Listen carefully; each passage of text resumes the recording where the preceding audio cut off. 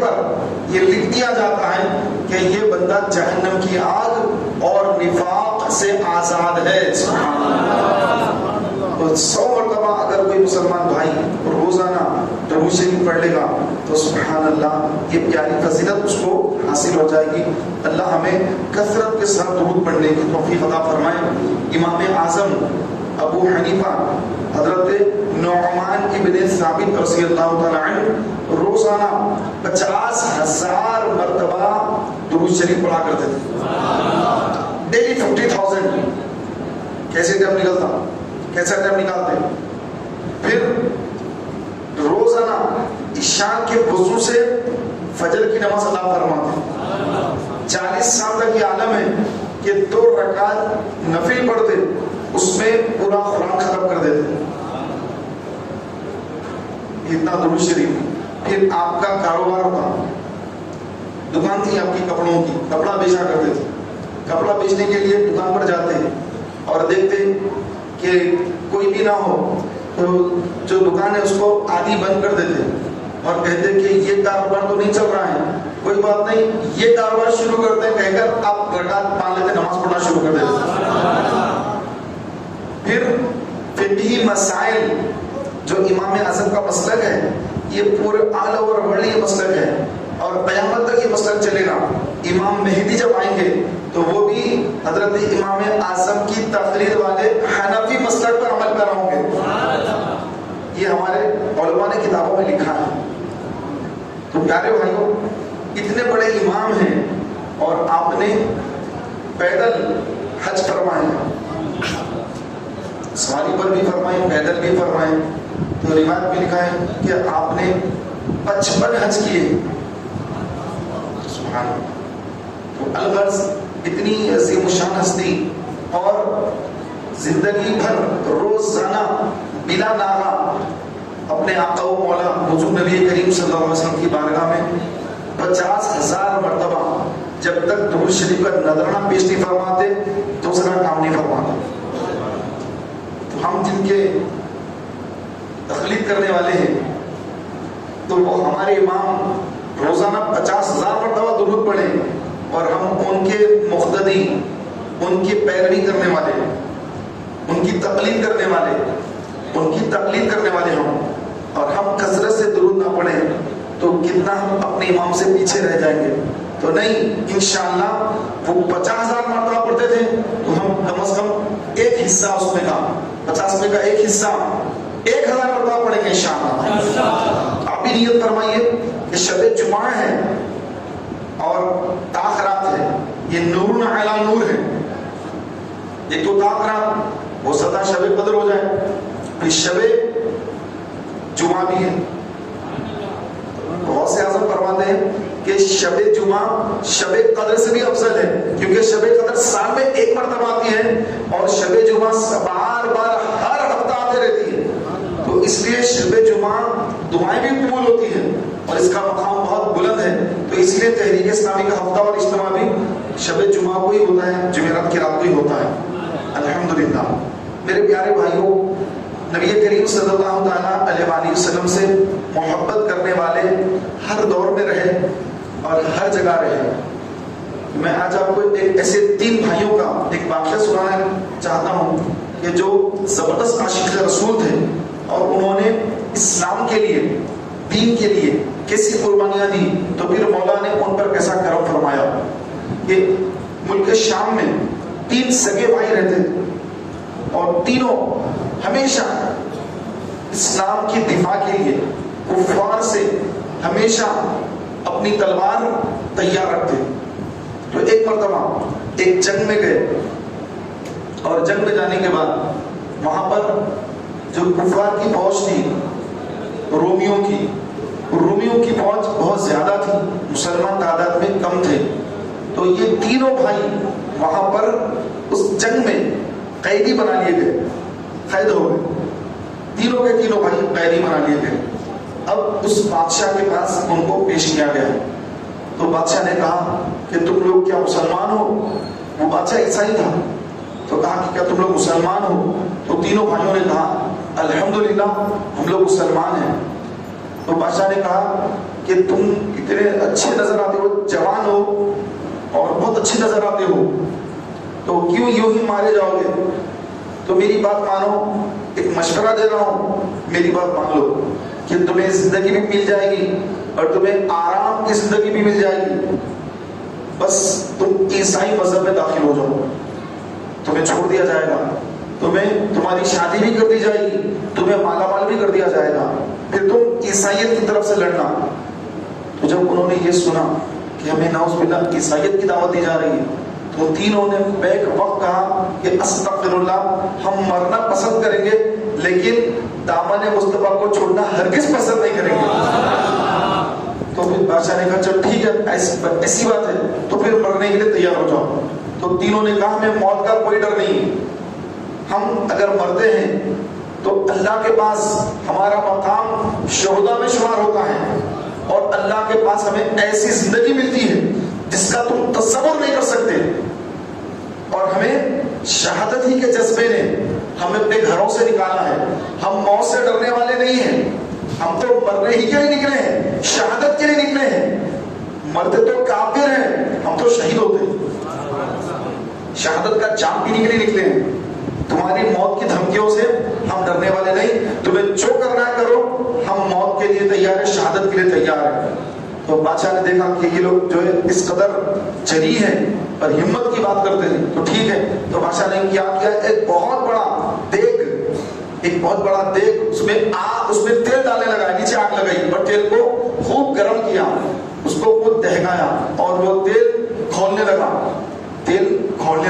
بڑا دیگ ہے، نیچے آگ لگی ہوئی اور تیل کھول رہا ہے۔ تو اب تیل کی جب تلچٹ، بہت تیز تیل گرم ہو گیا ہے اور کچھ چیز ڈالتے چل جائے گا، بڑا دیگ لگا ہوا ہے۔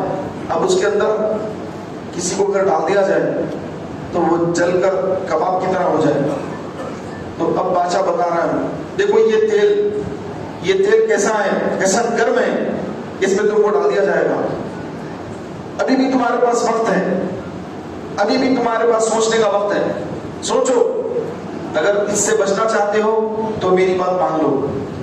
تو تینوں نے کہا کہ ہرگز نہیں، اے بادشاہ تو کتنے بھی لالچ دے، تو کچھ بھی کہہ لے، ہم اسلام کو چھوڑنے والے نہیں۔ تو بادشاہ نے کہا ٹھیک ہے، بڑے بھائی کو سامنے لاؤ پہلے۔ تو سپاہیوں نے بڑے بھائی کو سامنے لایا، رسیاں وغیرہ بنی ہوئی ہے، زنجیریں بنی ہوئی ہے، لایا اور لا کے بالکل سامنے ٹھہرا دیا، اب ڈالنے والے ہیں۔ تو بڑے بھائی کو ڈالا جا رہا ہے، منجلا بھائی چھوٹا بھائی پیچھے دیکھ رہے ہیں۔ تو اب بادشاہ نے کہا اس کو ڈال دو، آگ تیل میں ڈال دو اس کو۔ ان دونوں کو بھی دکھایا جا رہا ہے، ڈرایا جا رہا ہے، دکھایا بھی جا رہا ہے۔ تو کہا کہ اس بھائی نے اپنے دونوں بھائیوں کی طرف دیکھا اور کہا کہ بھائیوں خدا حافظ، قیامت کے دن ملیں گے۔ اب بادشاہ کے سپاہیوں نے اس کو وہ تیل میں ڈال دیا، جیسے تیل میں ڈالا اسی وقت انہوں نے جام شہادت نوش فرما لیا، شہید ہو گئے، کیونکہ تیل بہت زیادہ گرم تھا اور آن کی آن میں آپ جل گئے اس تیل میں، اور آپ کی لاش کو نکالا گیا تیل میں سے۔ تو بہت ہی زیادہ بظاہر بہت ہی زیادہ ایسا نظر آ رہا تھا کہ جیسے ان کو بہت زیادہ تکلیف ہوئی ہے، لیکن شہید کے بارے میں اللہ کے رسول اسلام نے فرمایا کہ شہید کو شہادت کے وقت اتنی تکلیف ہوتی ہے جیسے کسی چیونٹی نے کاٹا۔ اور ایک روایت میں تو یہاں تک لکھا ہے کہ قیامت کے دن جب شہداء داخل جنت ہوں گے تو اللہ ان سے فرمائے گا کہ اے میری راہ میں شہید ہونے والے شہداء، تمہیں جنت میں کیا ہر نعمت ملی ہے، کوئی چیز کی کمی تو نہیں ہے؟ تو کیا کہیں گے کہ مولا یہاں پر کسی چیز کی کمی نہیں ہے، ہاں ایک چیز ہے کہ جب ہم شہید ہو رہے تھے دنیا میں تو شہادت کے وقت، تیری راہ میں شہادت کے وقت، جو موت کے وقت جو مزہ آ رہا تھا ویسا مزہ جنت میں نہیں آ رہا ہے۔ ہمیں دوبارہ دنیا میں بھیج، ہم دوبارہ دنیا میں جائیں اور پھر تیری راہ میں جام شہادت نوش کر کے پھر آ جائیں تاکہ وہ ہمیں مزہ پھر ملے۔ تو مولا فرمائے گا کہ ہم ہر ایک کو 2 مرتبہ نہیں آزماتے، ایک ہی مرتبہ آزماتے ہیں۔ تو شہادت کے وقت، کچھ موت کے وقت کوئی تکلیف نہیں ہوتی انسان کو، مسلمان کو، اور وہ اپنے رب کے، اپنے پیارے محبوب کے جلووں میں گم ہو جاتا ہے۔ ابھی الگ الگ بہت ساری باتیں ذہن میں آ رہی، لیکن خود قصہ ہٹ جائے گا تو میں اپنے قصے کو پہلے کمپلیٹ کروں. تو میرے پیارے بھائیوں، پہلے بھائی کو جو ہے ڈال دیا گیا، ان کو شہید کر دیا گیا.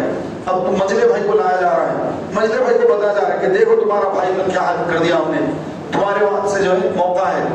تو چھوٹے منجلے بھائی نے کہا کہ میں اپنے شہید بھائی کے پاس جنت میں ملاقات کے لیے بے چین ہوں، مجھے جلدی جلدی جنت میں بھیج دو، میں جنت میں جانے کے لیے تیار ہوں.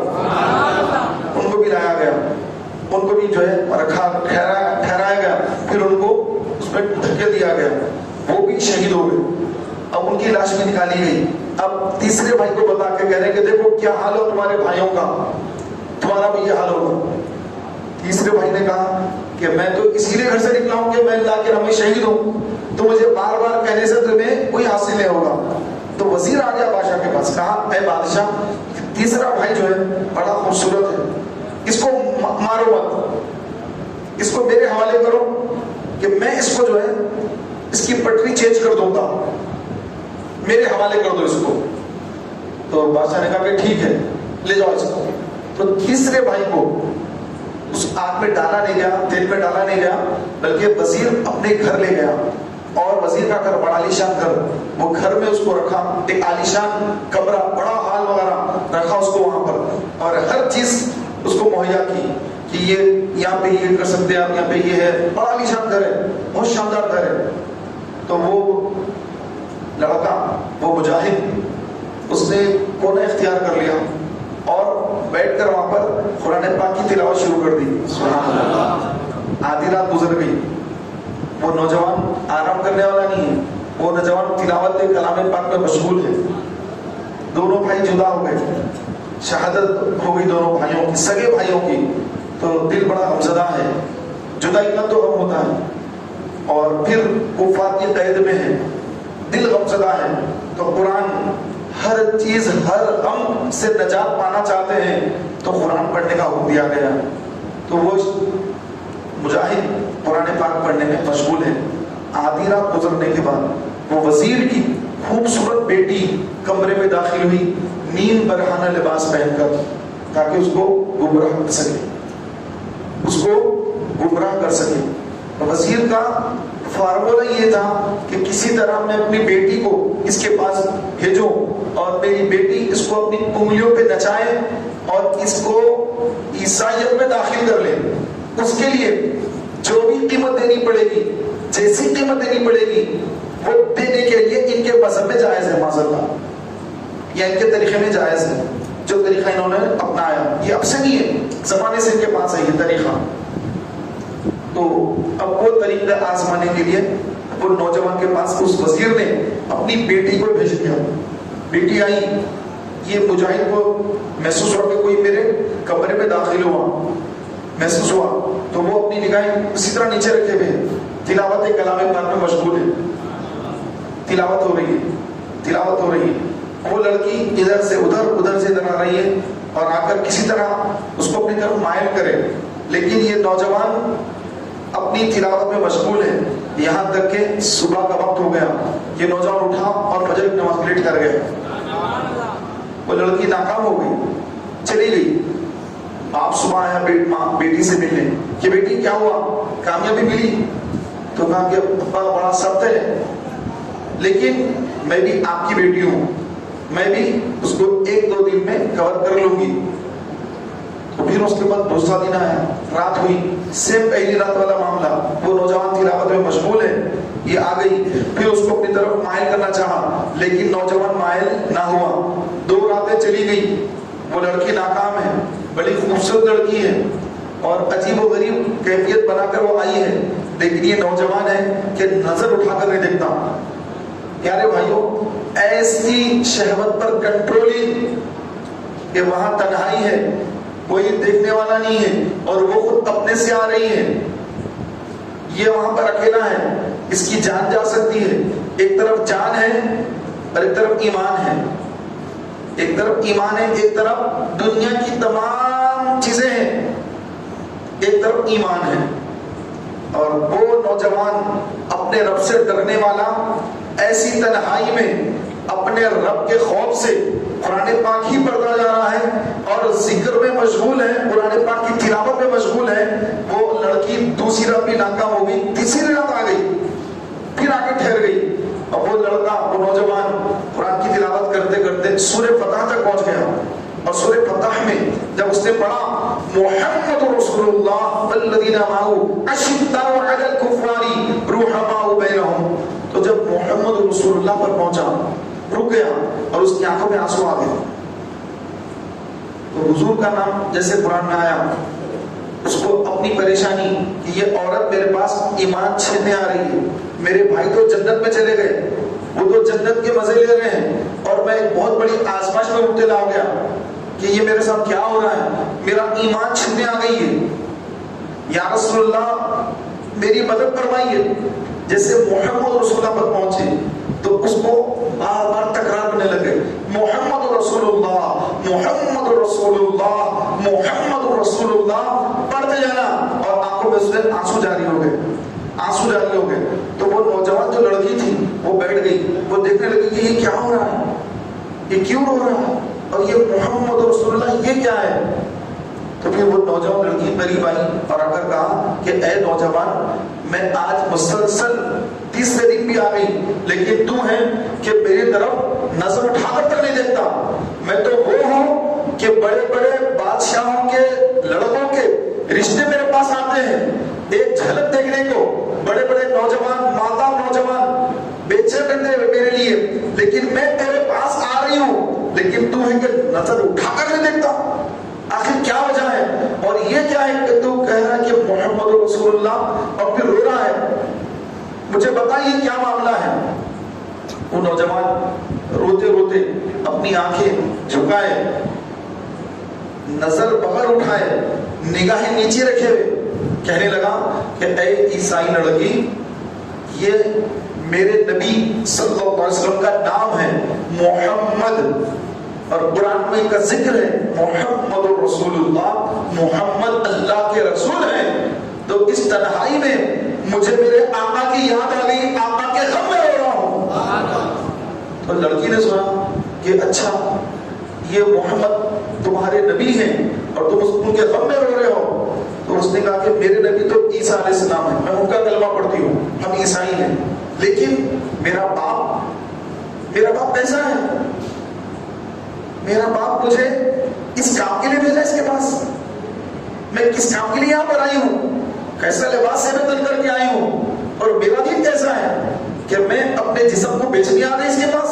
اور یہ نوجوان، اس کا دین کیسا ہے کہ یہ تنہائی میں ہے، یہ ہمارے قبضے میں ہے، ہم چاہے اس کو مار دیں، ہمارے قبضے میں ہے، اور میں خود اس کے پاس آئی ہوں، لیکن یہ نوجوان کا کیسا ایمان ہے، کیسا عقیدہ، اس کا دین کیسا ہے کہ یہ نظر اٹھا کر مجھے ابھی تک دیکھا تک نہیں. تو مجھے اپنے دین پر افسوس ہو رہا ہے، میرے باپ پر مجھے افسوس ہو رہا ہے کہ میرا باپ رہ کر وہ مجھے اس کام کے لیے بھیج دیا. یہ کیسا دین ہے ان کا، یہ میرے باپ کا کیسا دین ہے.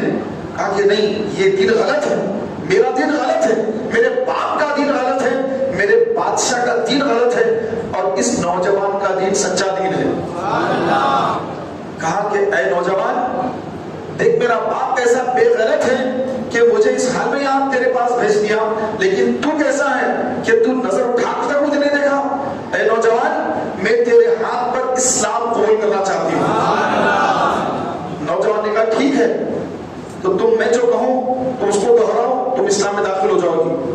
نظر اٹھا کر نہیں دیکھا، ابھی بھی نگاہیں نیچی ہے، تنہائی میں اور کوئی نہیں، صرف دونوں ہی وہاں پر.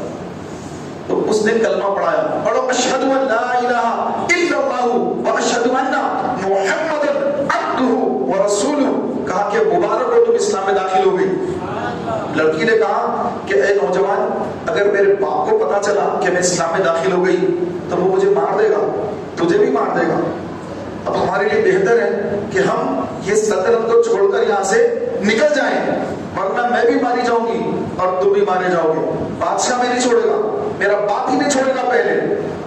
تو نوجوان خاموش ہے. تو لڑکی نے کہا کہ میں ابھی استقبال جا کر 2 گھوڑے لے کر آتی ہوں، ایک میرے لیے ایک تمہارے لیے. ہم صبح ہونے سے پہلے پہلے اس بادشاہ کی سلطنت کی سرحد کے باہر ہوں گے. नौजवान की तैयारी कर लिया कि ठीक है मुझे निकलना है यहाँ से। नौजवान तैयार होकर बैठ गया।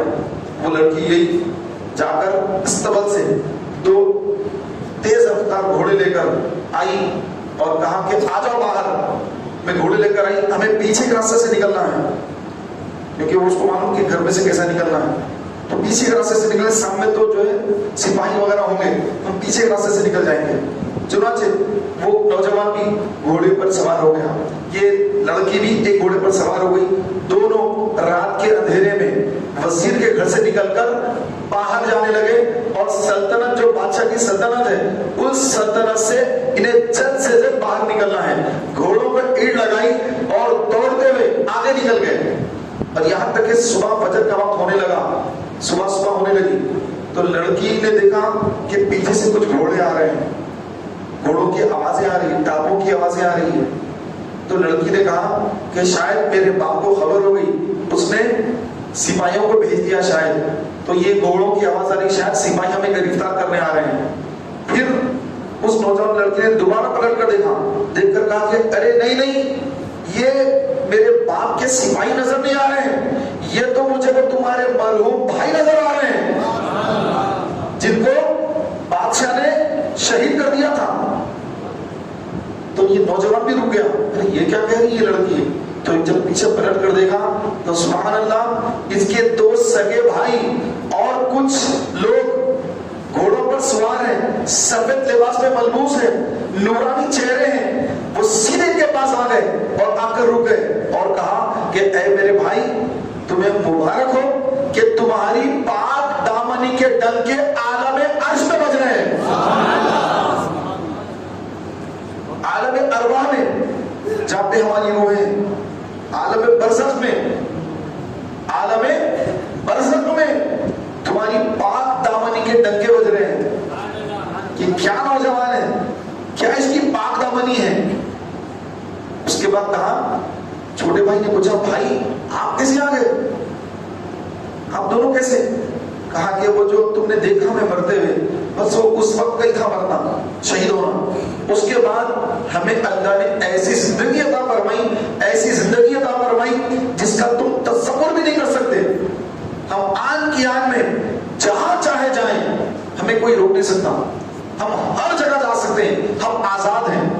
अल्लाह ने हमें ऐसी कुव्वत दी है, हम जहां चाहे जाएं, क्योंकि हम शहीद हुए अल्लाह की राह में। और ऐ मेरे भाई, दोनों भाइयों ने कहा, ऐ हमारे छोटे भाई, अब हम यहाँ से वापस होंगे, हम वापस जाएंगे, लेकिन एक बात है कि तुम दोनों इस तरह साथ रहना तुम दोनों का मुनासिब नहीं है, लिहाजा तुम दोनों अब निकाह कर लो,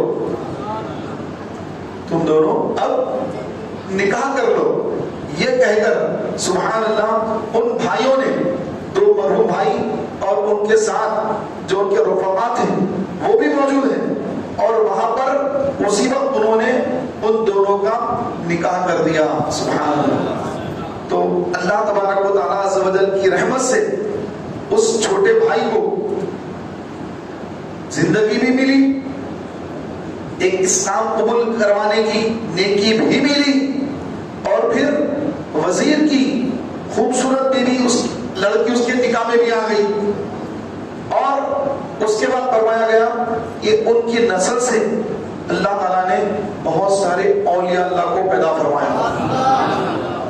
जो औलिया होते हैं तो उनके माँ बाप ऐसे ही होते हैं, ऐसे मुत्तकी होते हैं, क्योंकि सेब जो है वो कश्मीर में ही सेब जो है फसल आती है उसकी, यहाँ की जमीन पे फसल नहीं आती। तो जैसी जो फसल आती है ना, वो जमीन जैसी होती है, उसकी वैसी फसल आती है। तो जैसे माँ बाप होते हैं, उनकी औलाद भी वैसी होती है। तो मेरे प्यारे भाइयों, आज का अगर हम जो है जायजा लें हमारे नौजवानों का, तो कई नौजवान भाई हमारे शहवत की तस्कीन के लिए गलत हरकतें करके अपनी जवानियां बर्बाद कर रहे हैं, अपने हाथों का इस्तेमाल करते हैं अपनी शहवत की तस्कीन के लिए। इनकी शादियां नहीं होती है, तो शादी नहीं होती, क्या करूं, तो नौज़ुबिल्लाह गलत हरकत करके अपनी शहवत को तस्कीन पहुंचाते हैं। तो इससे उनकी सेहत बर्बाद हो जाती है, उनको किसी चीज का लिहाज नहीं है। और गौर करें कि वो नौजवान कैसा था, वो नौजवान वो देखें और आज के नौजवान को देखें, وہ نوجوان نظر اٹھانے کو تیار نہیں، اور آج کا نوجوان پھر رہا ہے اپنی شہوت کی تسکین کے لیے کہ کہاں جا کے ڈھونڈوں، کہاں دیکھوں، کہاں پر مجھے خوبصورت لڑکیاں نظر آ جائیں، کہاں پر مجھے عورتیں نظر آ جائیں، تاکہ میں ان کو دیکھ کر اپنی آنکھوں کو ٹھنڈی کر لوں۔ ماشاء اللہ وہ جو ہے بدنگاہی کے لیے گھوم رہا ہے، پھر رہا ہے، تلاش کرتے نظر آ رہا ہے، اور کوئی تو موبائل کے اندر دیکھ رہا ہے۔ وہ نوجوان تو نظر اٹھا کر نہیں دیکھتا، اور یہ شخص جو ہے موبائل میں دیکھ رہا کہ کچھ ایسا گندی تصویریں دیکھی تو اچھا تھا، کچھ دیکھ لو کیا، تو وہ اس میں پڑا ہوا ہے۔ تو اس کا مقام اور کیا درجہ اللہ نے اس کو دیا، اور کیسا عالم برزخ میں اس کی پاک دامنی کے ڈنکے بج رہے تھے اس وقت۔ اور آج ہمارے نوجوان جو گناہوں کے دلدل میں ڈوب رہے ہیں، تباہیوں کی طرف، بربادی کی طرف جا رہے ہیں، تو میرے پیارے بھائیوں ہمارا کتنا نام خراب ہو رہا ہوگا عالم برزخ میں۔ دیکھو یہ فلاں کا بیٹا، یہ فلاں کا پوتا، یہ فلاں کا نواسا، دیکھو کیسی حرکتیں کر رہا ہے، دیکھو یہ کیا کر رہا ہے، دیکھو یہ کیا کر رہا ہے۔ تو ہماری کتنی بدنامی ہو رہی ہے عالم برزخ میں، یہ ہمیں اس کی خبر نہیں۔ تو یہاں جو کچھ ہوتا ہے مرحومین کو پتہ چل جاتا ہے، ان کو معلوم ہو جاتا ہے کہ ہمارے عزیز، ہمارے اقارب کیا کر رہے ہیں اور کیا کر رہا ہے، ان کو خبر ہو جاتی ہے۔ اولاد کیا کر رہی ہے، والدین گزر گئے ہیں تو والدین کو خبر ہو جاتی ہے کہ ہمارا بیٹا کیا حرکت کر رہا ہے، کیا کام کر رہا ہے، تہجد پڑھ رہا ہے کہ راتوں میں شراب پی رہا ہے، زناکاری میں مبتلا ہو گیا ہے، کیا کر رہا ہے، ان کو خبر ہوتی رہتی ہے۔ میرے پیارے بھائیوں، ہم اپنے آقا و مولا صلی اللہ علیہ وسلم سے محبت اگر کریں گے تو یہ تمام چیزیں دل سے نکل جائیں گی، کیونکہ کوئی ایک چیز دل میں ہوتی ہے، یا محبت یا پھر گناہوں کی محبت۔ رسول کی محبت اگر آ گئی پورا تو انشاءاللہ گناہوں کی محبت دل سے نکل جائے گی انشاءاللہ۔ تو رسول کی محبت اگر دل میں داخل ہو جائے تو پھر بندہ ہر گناہ سے اپنے دامن کو بچا سکتا ہے۔ اللہ تعالیٰ ہم سب کی حفاظت فرمائے، اور ہم سب کی آنکھوں کی حفاظت فرمائے، ہم سب کے نظروں کی اللہ تعالیٰ حفاظت فرمائے۔ پیارے محترم بھائیوں، ایسے بہت سارے واقعات ہیں۔ حضرت عمر فاروق اعظم کا دور ہے، عیسائیوں سے جو یہ رومی ہوتے ہیں، روم کے لوگ، ان سے ایک مرتبہ ایسی جنگ ہے، حضرت خالد ابن ولید سپہ سالار ہیں، تو جس قلعے کو آپ فتح کرنے کے لیے گئے تو وہاں پر وہاں کے کمانڈروں نے یہ کیا کہ خالد بن ولید کی ساری فوج کو کہا کہ آپ لوگ آئیے، ہم آپ کو بلانا چاہتے ہیں، آئیے، جنگ نہیں چاہتے، آئیے بس۔ تو خالد بن ولید کو خبر مل گئی جاسوسوں سے کہ یہ جو عیسائی کمانڈر ہے یہ مسلمان فوج کو قلعے میں داخل کر رہا ہے، لیکن جب قلعے میں داخل ہوگی فوج تو دونوں طرف عیسائی لڑکیاں نیم برہنہ لباس زیب تن کر کے ہوں گی، اور ان مسلمان افواج اور مجاہدین کو لبھانے کے لیے، مجاہدین کو اپنی طرف مائل کرنے کے لیے وہاں پر ایک سازش رچی گئی ہے، کیونکہ مسلمان کو تلوار سے زیر نہیں کر سکتے، تو خوبصورت لڑکیوں کے جال میں پھنسا کر ان کے ایمان کو کمزور کر کے ان کو راہ سے ہٹا دیں۔ تو یہ کیفیت جب حضرت خالد بن ولید کو پہنچی تو انہوں نے امیر المومنین کی طرف، فاروق اعظم کی طرف انہوں نے قاصد بھیج دیا، ایک خط لکھ کر کہ فوراً تیز رفتاری کے ساتھ جاؤ اور امیر المومنین کو حالات سے واقف کرواؤ۔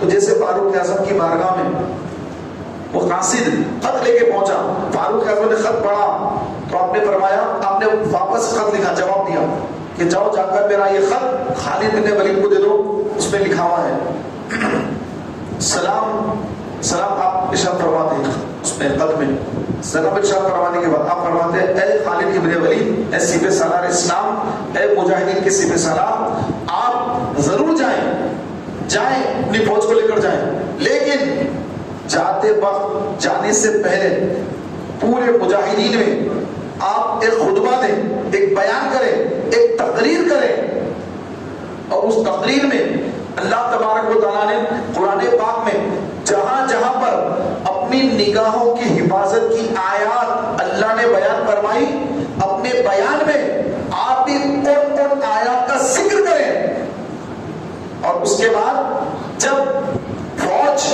قلعے میں داخل ہو تو بلند آواز سے وہی آیتیں پڑھتے ہوئے قلعے میں داخل ہو جائے۔ یہ امیر المومنین فاروق اعظم کی ہدایت پر حضرت خالد بن ولید رضی اللہ تعالیٰ نے سارے مجاہدین کو جمع فرمایا اور ایک بہترین خطبہ دیا، ایک بہترین تقریر فرمائی، بیان فرمایا کہ ہم اللہ کی راہ میں نکلنے والے لوگ ہیں، ہماری راہ میں کوئی رکاوٹ نہیں بن سکتا، ہماری منزل اللہ کی رضا ہے، ہمیں اللہ کی راہ میں جامع شہادت نوش کرنے سے کوئی روک نہیں سکتا، اور کوئی عیسائی یہودی کا کوئی منصوبہ، کوئی سازش، چاہے وہ دولت کی ہو، عورت کی ہو، شراب کی ہو، کوئی سازش ہمیں اپنے راہ راست سے ہٹا نہیں سکتی۔ ساری کیفیت انہوں نے بیان کر دی اور کہا کہ تمہارے امتحان کا وقت آ گیا ہے، اے مجاہدین اسلام، تمہارے امتحان کا وقت آ گیا ہے کہ تمہیں امتحان سے گزرنا ہے، کہ دونوں طرف عیسائی لڑکیاں نیم برہانہ لباس زیب تر کر کے تمہیں اپنی طرف مائل کریں گی، تو تم اپنی نگاہیں نیچی رکھنا، اور نگاہیں نیچی رکھ کر تم قلعے میں داخل ہونا۔ یہ آپ نے تقریر فرما کر وہ آیتیں بھی آپ نے پڑھ کر سنا دی اور سب کو اس کو حفظ بھی کرا دیا۔ اب وہ دن آیا جس دن اب یہ فوج داخل ہو رہی قلعے میں، سپہ سالار نے منصوبہ بند طریقے سے عورتوں کو پورا لباس وغیرہ غلط لباس پہنا کر ان کو ٹھہرا دیا۔ اب اسلامی فوج، سپہ سالار خالد بن ولید ہے، اسلامی فوج اس قلعے میں داخل ہو رہی ہے، کیونکہ ان کو قلعے میں داخل کر لینا ہے کہ ٹھیک ہے، ہتھیار ڈال دیا انہوں نے، تلوار نیچے ڈال دی کہ ان سے کون لڑے گا، خالد بن ولید کے سامنے کون ٹکے گا، ان کی فوج کے سامنے کون ٹکے گا، نہیں ان کے سامنے ٹک نہیں سکتے، لیکن ایک آزما لیتے ہیں، اپنی بیٹیوں کو بہنوں کو بھیج دیتے ہیں۔ یہ لوگ اتنی بے غیرتی ان کے پاس، اب سے نہیں اس زمانے سے، اور آج بھی چل رہی ان کی بے غیرتیاں۔ تو میرے پیارے بھائیوں، تو اسلامی فوج جب آئی تو وہ لڑکیاں جو تھی، نوجوان لڑکیاں، خوبصورت لڑکیاں، وہ جو ہے بن سور کر تیار ہے کہ اسلامی فوج مسلمان ہمیں دیکھیں گے تو ہماری طرف مائل ہو جائیں گے، لیکن سبحان اللہ، خالد ابن ولید رضی اللہ عنہ کی فوج نگاہیں نیچی کیے ہوئے قرآن پاک کی تلاوت کرتے ہوئے سبحان اللہ داخل ہوئے قلعے میں اور اپنی منزل کی طرف بڑھ رہی ہے۔ اور وہ لڑکیاں دیکھ رہی کہ ارے ایک سپاہی تو دیکھ لے، ایک سپاہی ادھر تو دیکھ لے، کوئی ادھر تو دیکھ لے، لیکن مجال ہے کسی سپاہی کی کہ اللہ دیکھ رہا ہے، اللہ دیکھ رہا ہے، میں نے اپنی نگاہیں نیچے رکھنی ہے، ہر سپاہی کی نگاہ نیچے۔ اب وہ لڑکیوں سے رہا نہیں گیا، وہ لوگ جس وقت جہاں ٹھہرے تھے وہاں سے آگے بڑھ کر وہ فوجیوں کے گھوڑوں کے پاس آ کر گھوڑوں کو پکڑ کر روک کر کہنے لگے کہ اے مردوں، تم لوگ کیسے ہو، کس دین کے بعد کون سا تمہارا ایمان ہے کہ ہم یہاں پہ کھڑی ہیں اور تمہیں پھکار رہی ہیں، تمہیں اپنی طرف مائل کر رہی ہیں، لیکن تم ہو کہ ہماری طرف نظر اٹھا کر تک نہیں دیکھتے۔ اور ان کو اندر سے شرمندگی ہو گئی اور کہا کہ تم ایسے لوگوں پر جنہوں نے ہمیں بناؤ سنگار کر کے یہاں ٹھہرا دیا، اور یہ لوگ کتنے غیرت مند ہیں، ان کے مرد اتنے غیرت مند ہیں تو ان کی عورتیں کتنی غیرت مند ہوگی۔ یہ کہہ کر سب نے کہا کہ ہمیں یہ مذہب ہی نہیں چاہیے، ہم انہی کے مذہب میں اسلام میں داخل ہونا چاہتے ہیں۔ تو فاروق اعظم کی وہ ترکیب جس سے وہ عیسائی لڑکیاں شکار کرنے آئی تھی لیکن خود شکار ہو گئی اور داخل اسلام ہو گئی، اور مسلمانوں کو قلعہ بھی ملا، اور وہ عورتیں انہوں نے اپنے مذہب سے توبہ کر کے اسلام میں داخل ہو گئی۔ حضرت خالد ابن ولید کے ہاتھ پر سب نے اسلام قبول کر لیا۔ تو ہماری جو فتوحات ہے، اسلام جو پھیلا ہے، تو یہ بڑی بڑی قربانیوں سے پھیلا ہے، بڑی بڑی قربانیوں سے، کہ نگاہ کی حفاظت، دل کی حفاظت۔ تو اس کے اچھے اثرات ان پر مرتب ہوئے، انہوں نے اسلام قبول کر لیا۔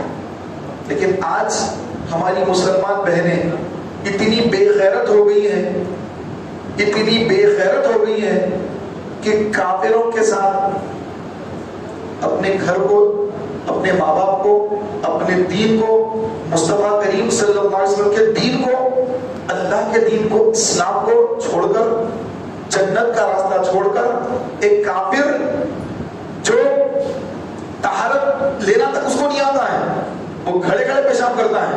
طہارت کیا چیز ہے، پیشاب کتنی گندی اور ناپاک چیز ہے، اس سے قبر کا عذاب ہوتا ہے، اس سے کچھ خبر نہیں، اور اس کے ساتھ ایک مسلمان بہن جو برقع پہن کر گھر سے نکلتی ہے، وہ اس کے ساتھ بھاگ رہی ہے، اس کے پیچھے بائک پر بیٹھی ہوئی ہے، اس کے کاندھے پر ہاتھ رکھ کر بیٹھی ہے، اور کوئی نوجوان غیور مسلمان جب جا کر اس کو روکتے ہیں اور اس کو منع کرتے ہیں تو وہ عورت، وہ لڑکی ان مسلمانوں سے لڑتی ہے، الجھتی ہے کہ تم کون، میں جا رہی ہوں، تمہیں کیا ہے، تم اپنا کام کرو۔ میں نے اپنی آنکھوں سے دیکھا ہے، نوجوان ایکسرسائز کرے ہوئے نوجوان آ کر اس کی گاڑی کو روک دیے، وہ غیر مسلم کی، اس کو اتار دیے، تو وہ تو ڈر کے خاموش سہما ہوا ہے، اس کے ہاتھ میں کچھ بنا ہوا ہے، اس کی گاڑی میں بھی کچھ بنا ہوا ہے، سمجھ رہے ہیں؟ تو میں خاموش دیکھ رہا ہوں، میں بھی روک لیا گاڑی، میں کہا کیا ہوتا دیکھیں گے یہاں پر، تو میں گاڑی روک کے دیکھ رہا ہوں تو وہ لڑکی برقعے میں ہی ہے اور اتنا ان لوگوں سے لڑ رہی ہے، اتنا لڑ رہی ہے، وہ لوگ کہہ رہے ہیں کہ فون تو تمہارا، ہم تمہارے والد کو بلائیں گے یہاں پر، تو ان کو گالی گلوچ شروع کر دی اس نے۔ بڑی تکلیف ہوئی، پھر اس کے بعد میرا بیان تھا، ٹائم ہو رہا تھا میرا، میں چلا گیا ٹینک بنڈ پہ، واقعہ میں نے دیکھا۔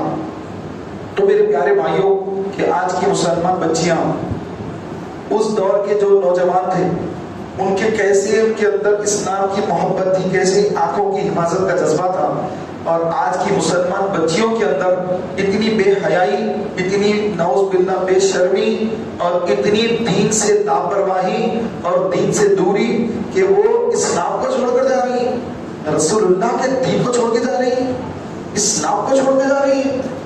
جنت میں رسول اللہ کا دیدار ملنے والا تھا، جنت میں ابو بکر کا دیدار ملنے والا تھا، جنت میں عمر، عثمان، علی کا، حسن و حسین کا، ان سب کے دیدار کو چھوڑ کر وہ تو لڑکی ہے، سیدہ کا بھی دیدار کر سکتی، اما عائشہ کا دیدار کرنا اس کو نصیب ہوتا تھا، اما آمینہ کا دیدار اس کو نصیب ہوتا تھا، وہ سب کو چھوڑ کر وہ ایک غیر مسلم کے ساتھ جو بتوں کے آگے اپنے سر رکھتا ہے اس کے ساتھ جا رہی ہے۔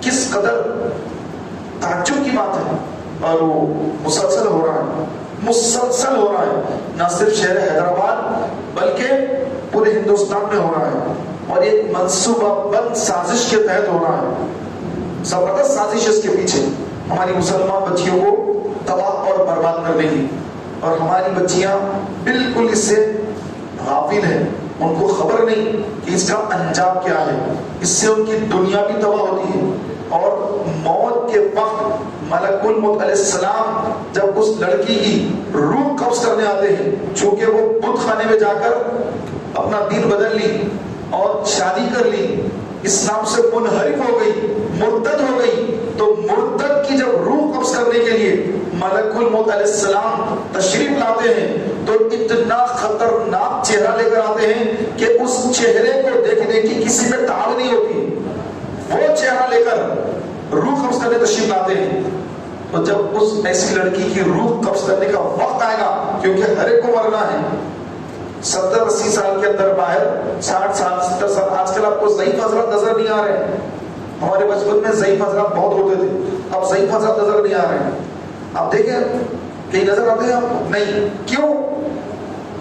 جوانی میں انتقال ہو رہا ہے کئی بچوں کا، کوئی 40 سال میں چلے جا رہے ہیں، کوئی 45 سال میں، کوئی 50 سال میں، 60 سال سے پہلے انتقال ہو رہا ہے لوگوں کا، 70-80 سال کے ضعیف حضرات، سفید داڑھی ضعیف حضرات ایسے نظر ہی نہیں آ رہے، جو بچپن میں بہت نظر آتے تھے اب نظر نہیں آ رہے، کیوں؟ کسی کو ہارٹ اٹیک آ جا رہا ہے، ایکسرسائز کرتے کرتے ہارٹ آ جا رہا ہے، انتقال ہو جا رہا ہے، دوائیں لینے غلط طرح دوائیں کھا رہے ہیں، ہارٹ اٹیک ہو جا رہا ہے۔ تو میرے پیارے بھائیوں کہ وہ خاتون، وہ عورت، وہ لڑکی جو اسلام کو چھوڑ کر عیسائی مذہب یا نعوذ باللہ کفریہ عقیدے میں چلے گئی، بت پرستی میں چلی گئی، تو موت جب اس کی ہوگی تو کتنی خطرناک موت ہوگی، جب ملک الموت کا چہرہ دیکھے گی، کیا اس پر عذاب طاری ہوگا، کیسا ڈراؤنی چہرہ دیکھے گی۔ پھر اس کے بعد روح قبض ہونے کے بعد جب کافر کی روح کو آسمانوں کی طرف اٹھایا جاتا ہے، پہلے آسمان کے فرشتے تک، پہلے آسمان تک دروازے تک لے جاتے ہیں فرشتے اور دستک دیتے ہیں، تو وہ فرشتے جو دروازے پہ ٹھہرے وہ کہتے ہیں کہ کس کی روح ہے؟ تو یہ لے جانے والے کہتے ہیں کہ ایک کافر کی روح ہے۔ تو کہتے ہیں کہ اس کے لیے دروازہ بند ہے. اس کی بدبودار روح کے لیے پہلے آسمان کا دروازہ بند ہے, اس کو واپس لے جاؤ. تو پہلے آسمان تک جا کے روح واپس آتی ہے. پھر حکم خداوندی ہوتا ہے کہ اس کو لے جاؤ اور لے جا کر سجین میں اس کو بند کر دو اور اس کو عالم برزخ کے عذاب میں مبتلا کر دو. تو پھر وہ اس کو زمین میں دھساتے ہیں. پہلی زمین, دوسری زمین, تیسری, چوتھی, پانچویں, چھٹی, ساتوں زمینوں کے نیچے سجین ایک مقام ہے. سجین اصل میں جیل کو کہتے ہیں. تو کافروں کی روح جہاں قید میں ہوتی ہے اس کو سجین کہا جاتا ہے, اور وہ ساتوں زمینوں کے نیچے ہے. اور ایک زمین سے دوسرے زمین کا فاصلہ 500 سال کی راہ ہے. 500 سال کی راہ, یعنی یہ جو آسمان نظر آ رہا ہے وہ آسمان سے یہ زمین کا جتنا فاصلہ ہے اتنا نیچے ایک ایک زمین کے درمیان اتنا فاصلہ ہے. ایسی ساتوں زمینوں کے نیچے اللہ تعالیٰ نے کافروں کی روح کو عذاب دینے کے لیے ایک بہت بڑا قید خانہ بنایا ہے جس کا نام سجین رکھا گیا ہے. وہاں پر اس کی روح کو لے جا کر مسلسل عذاب دیا جاتا ہے. صبح و شام وہ مسلسل 24 آورس اس پر عذاب ہوتا ہے. کب تک؟ الی یوم الدین, قیامت تک. کسی دن عذاب میں کمی نہیں آتی, کسی دن عذاب میں کوئی کمی نہیں, مسلسل عذاب ہو رہا ہے. اور مسلمان کی روح جب جسم سے نکلتی ہے پہلے آسمان پہ پہنچتی ہے. فرشتے پوچھتے ہیں کہ کس کی روح ہے؟ تو یہ لے جانے والے فرشتے کہتے ہیں کہ مسلمان کی روح ہے. اچھا مسلمان کی روح ہے تو ہم تو دروازہ کھول دیتے ہیں. دروازہ کھولا جاتا ہے, پھر وہ فرشتے دوسرے آسمان پر, پھر وہ دروازہ کھول گیا, ساتواں آسمان. اس کے بعد رب تعالیٰ جہاں تک چاہے گا جتنی اس کی روح پاکیزہ ہوگی اتنا وہ آگے تک پہنچے گا. تو اس کی حیثیت کے مطابق اس کی دنیاوی عبادت, اس کا تقویٰ, اس کی پرہیزگاری کے مطابق اس کو اوپر لے جایا جاتا ہے. ساتوں آسمانوں کے بعد جہاں تک رب تعالیٰ چاہے گا وہاں پر لے جانے کے بعد اس کی روح کو رکھ دیا جاتا ہے. کہاں؟ رب تعالیٰ کے حضور پیش کر دیا جاتا ہے. اللہ کے حضور پیش کر دی جاتی ہے روح, اور اس کے بعد پھر حکم ہوتا ہے اللہ کی طرف سے اس کو واپس لے جاؤ, اس کو واپس لے جاؤ. کوئی فیصلہ نہیں سنایا جاتا اللہ کی طرف سے کہ یہ جنت میں جائے گا یا جہنم میں جائے گا, عذاب ہوگا کہ نہیں ہوگا, کوئی فیصلہ نہیں. بس اللہ کے حضور پیشی ہوتی ہے روح کی, پھر حکم ہوتا ہے اس کو واپس لے جاؤ. تو وہی فرشتے اس کی روح کو لے کر آ جاتے ہیں. اب وہ روح کو اپنے قبضے میں رکھتے ہیں. کب تک؟ جب تک کہ اس کو دفنایا نہ جائے. جب اس کو دفنا دیا جاتا ہے تو روح کو اس میں داخل کر دیتے ہیں, پھر وہ آنکھیں کھول دیتی ہیں قبر میں. اب دوسرے فرشتوں کی ڈیوٹی نکیرن آتے ہیں سوال کرنے.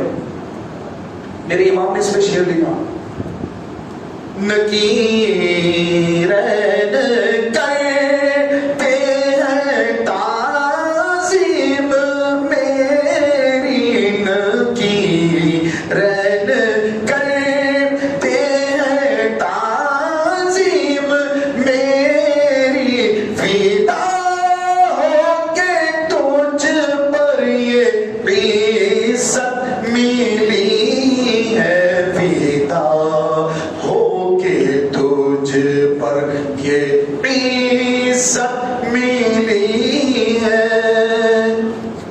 نکیرین جو ہے, نکیرین سوال کرنے والے, خبر میں سوال کرنے والے دو فرشتے نکیرین, یہ جب دیکھتے ہیں کہ یہ تو امت مصطفیٰ کی ہستی ہے, یہ امت مصطفیٰ والا ہے, یہ حضور کا غلام ہے, تو وہ میرے امام فرما رہے ہیں کہ وہ فرشتے جو ہیں اس کی تعظیم کرتے ہیں. یہ تو عاشق رسول ہے. تو لکھ رہے اعلیٰ حضرت فرشتے کرتے ہیں تعظیم میری, فدا ہو کے تجھ پر, یا رسول اللہ فدا ہو آپ پر کہ آپ کی برکت سے یہ عزت ملی ہے, فدا ہو کے تجھ پر یہ عزت ملی ہے. خبر میں بھی عزت ہے اس کے لیے, دنیا میں بھی عزت ہے, عاشق رسول کی عزت دنیا میں بھی ہے, خبر میں نکیرن بھی عزت کرتے ہیں. میدان محشر میں عاشقان رسول حضور کے ساتھ ہوں گے عرش کے سائے میں, آقا کے ہاتھوں سے آب کوثر پیئیں گے. حضرت فرماتے ہیں تمنا ہے فرمائیے روزے محشر یہ تیری رہائی,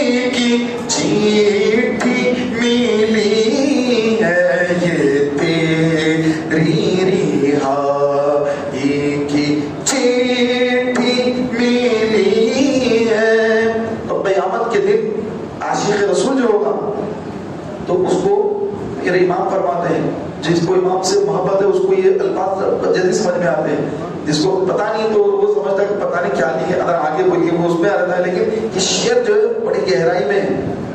تو میں اس کو مختصر عرض کر کے گزرنا چاہوں گا. پیارے بھائیوں، یہ میدان حشر میں اعلیٰ فرماتے کہ مجھے چٹھی ملی کہ مبارک ہو کہ تیری رہائی ہو گئی ہے، کہ اللہ کی طرف سے رہائی. سرکار چٹھی پر رہائی کے دستخط کر دیے ہیں کہ تجھے اب تیری رہائی ہو گئی. رہائی کہاں سے؟ رہائی جہنم سے رہائی ہو گئی. جہنم میں جانا نہیں ہے، اب کہاں جانا ہے؟ تو جنت میں جانا ہے.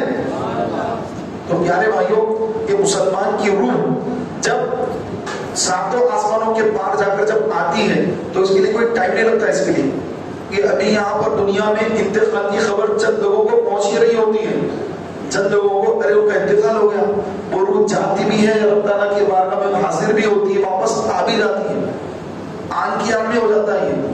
تو یہاں پہ لوگوں کو ابھی خبر بھی نہیں پہنچی، وہاں روح گئی بھی اور آ بھی گئی. اب وہ روح بے چین ہوتی ہے کہ پتہ نہیں میرے بارے میں رب نے کیا فیصلہ فرمایا، کیا میرے بارے میں میرے حق میں فیصلہ ہوا، کیا جنت کا ہوا یا جہنم کا ہوا.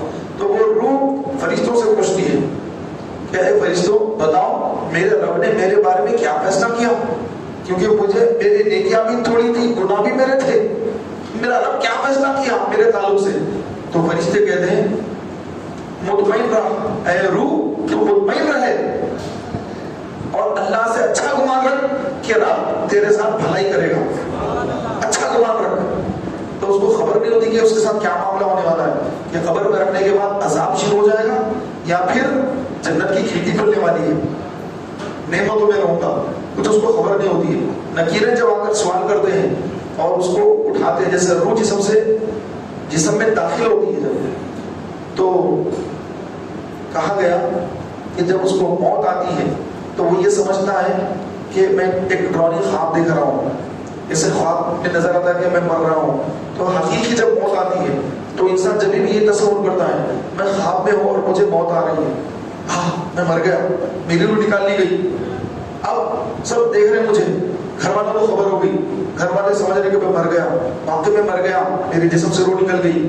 اور باہر والے آ کے دیکھ رہے ہیں مجھے جو ہے ایک وائٹ چادر اڑا دی گئی، میرا چہرہ قبلے کی طرف کر دیا گیا، حقیقت میں مر چکا ہے لیکن اس کو خواب نظر آ رہا ہے سب کچھ. تو اس کے بعد وہ دیکھتا ہے کہ مجھے غسل دے رہے ہیں، کیا ڈراؤنی خواب دیکھ رہا ہوں میں، کیا غسل ہو رہا میرا، کتنا ڈینجر غسل ہو رہا میرا.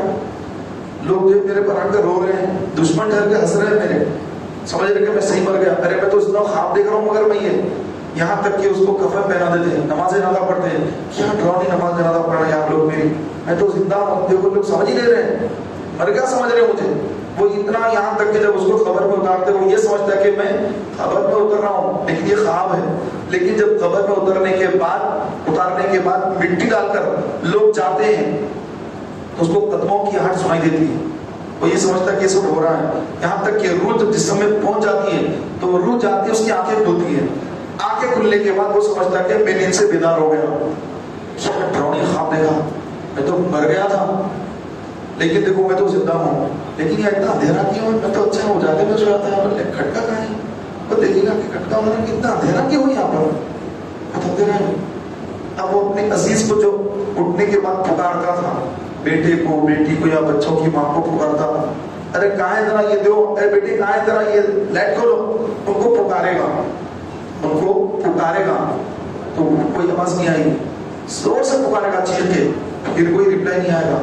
اور زور سے پکارے گا، ارے تم لوگ کہاں ہیں، سنتے کیوں نہیں، میں اتنی زور سے پکار رہا ہوں تم لوگ سنتے کیوں نہیں. اس کے بعد پھر وہ دیکھے گا اپنے ہاتھوں کو، اپنے جسم کو، تو اس کو محسوس ہوگا کہ میرے کپڑے کہاں ہیں، میں کہاں ہوں، آخر میرے کپڑے کہاں چلے گئے، میں کیا پہنا ہوں. اب اس کو محسوس ہوگا کہ میں صحیح مر تو نہیں گیا. اب اس کو یقین ہونا شروع ہوگا کہ ارے میں تو حقیقت میں مر گیا، وہ جو میں دیکھ رہا تھا وہ خواب نہیں تھا، حقیقت تھی، میں مر گیا، میں خبر میں آ گیا. یہ اندھیرا، یہ خبر کا اندھیرا ہے، یہ کوئی خواب نہیں، یہ حقیقت ہے. میں خبر کے اندر ہوں اس وقت. میرے بھائی، میری والدہ، میرے والد، میرے بچے، میرے بچوں کی ماں سب جدا ہو گئے. نمازوں کا وقت ختم ہو گیا، میرا عبادت ختم، سب میرا وقت ختم ہو گیا، میں مر کے خبر میں آ گیا.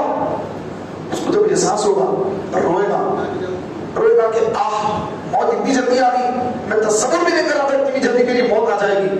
मेरी मौत इतनी जल्दी कैसे आ गई। अब ये सोचने में इसमें ही रहेगा, अब दीवारें हिलेगी खबर की तो डर जाएगा कि ये दीवारें क्यों हिल रही है, क्या होगा। तो वो दीवारों में से दो फरिश्ते आएंगे सामने उसे, जिनको नकीरन कहते हैं। अगर वो नेक है तो ज्यादा डरावनी नहीं, अगर बद है तो डरावनी शक्ल लेकर आएंगे और आकर उसको सीधे दोनों आएंगे, आके उसको उठाकर बिठा देंगे, लेटे लेटे नहीं बिठा देंगे। तो घबरा कर वो देखता रहेगा कि कैसे लोग हैं, इनको तो कभी देखा नहीं हुई, पर कितने ताकतवर है ये, कितने बड़े बड़े इनके जिस्म है, इनके सामने मैं क्या हूँ, और मेरा ये कफन में नीचे ढलक जाएगा।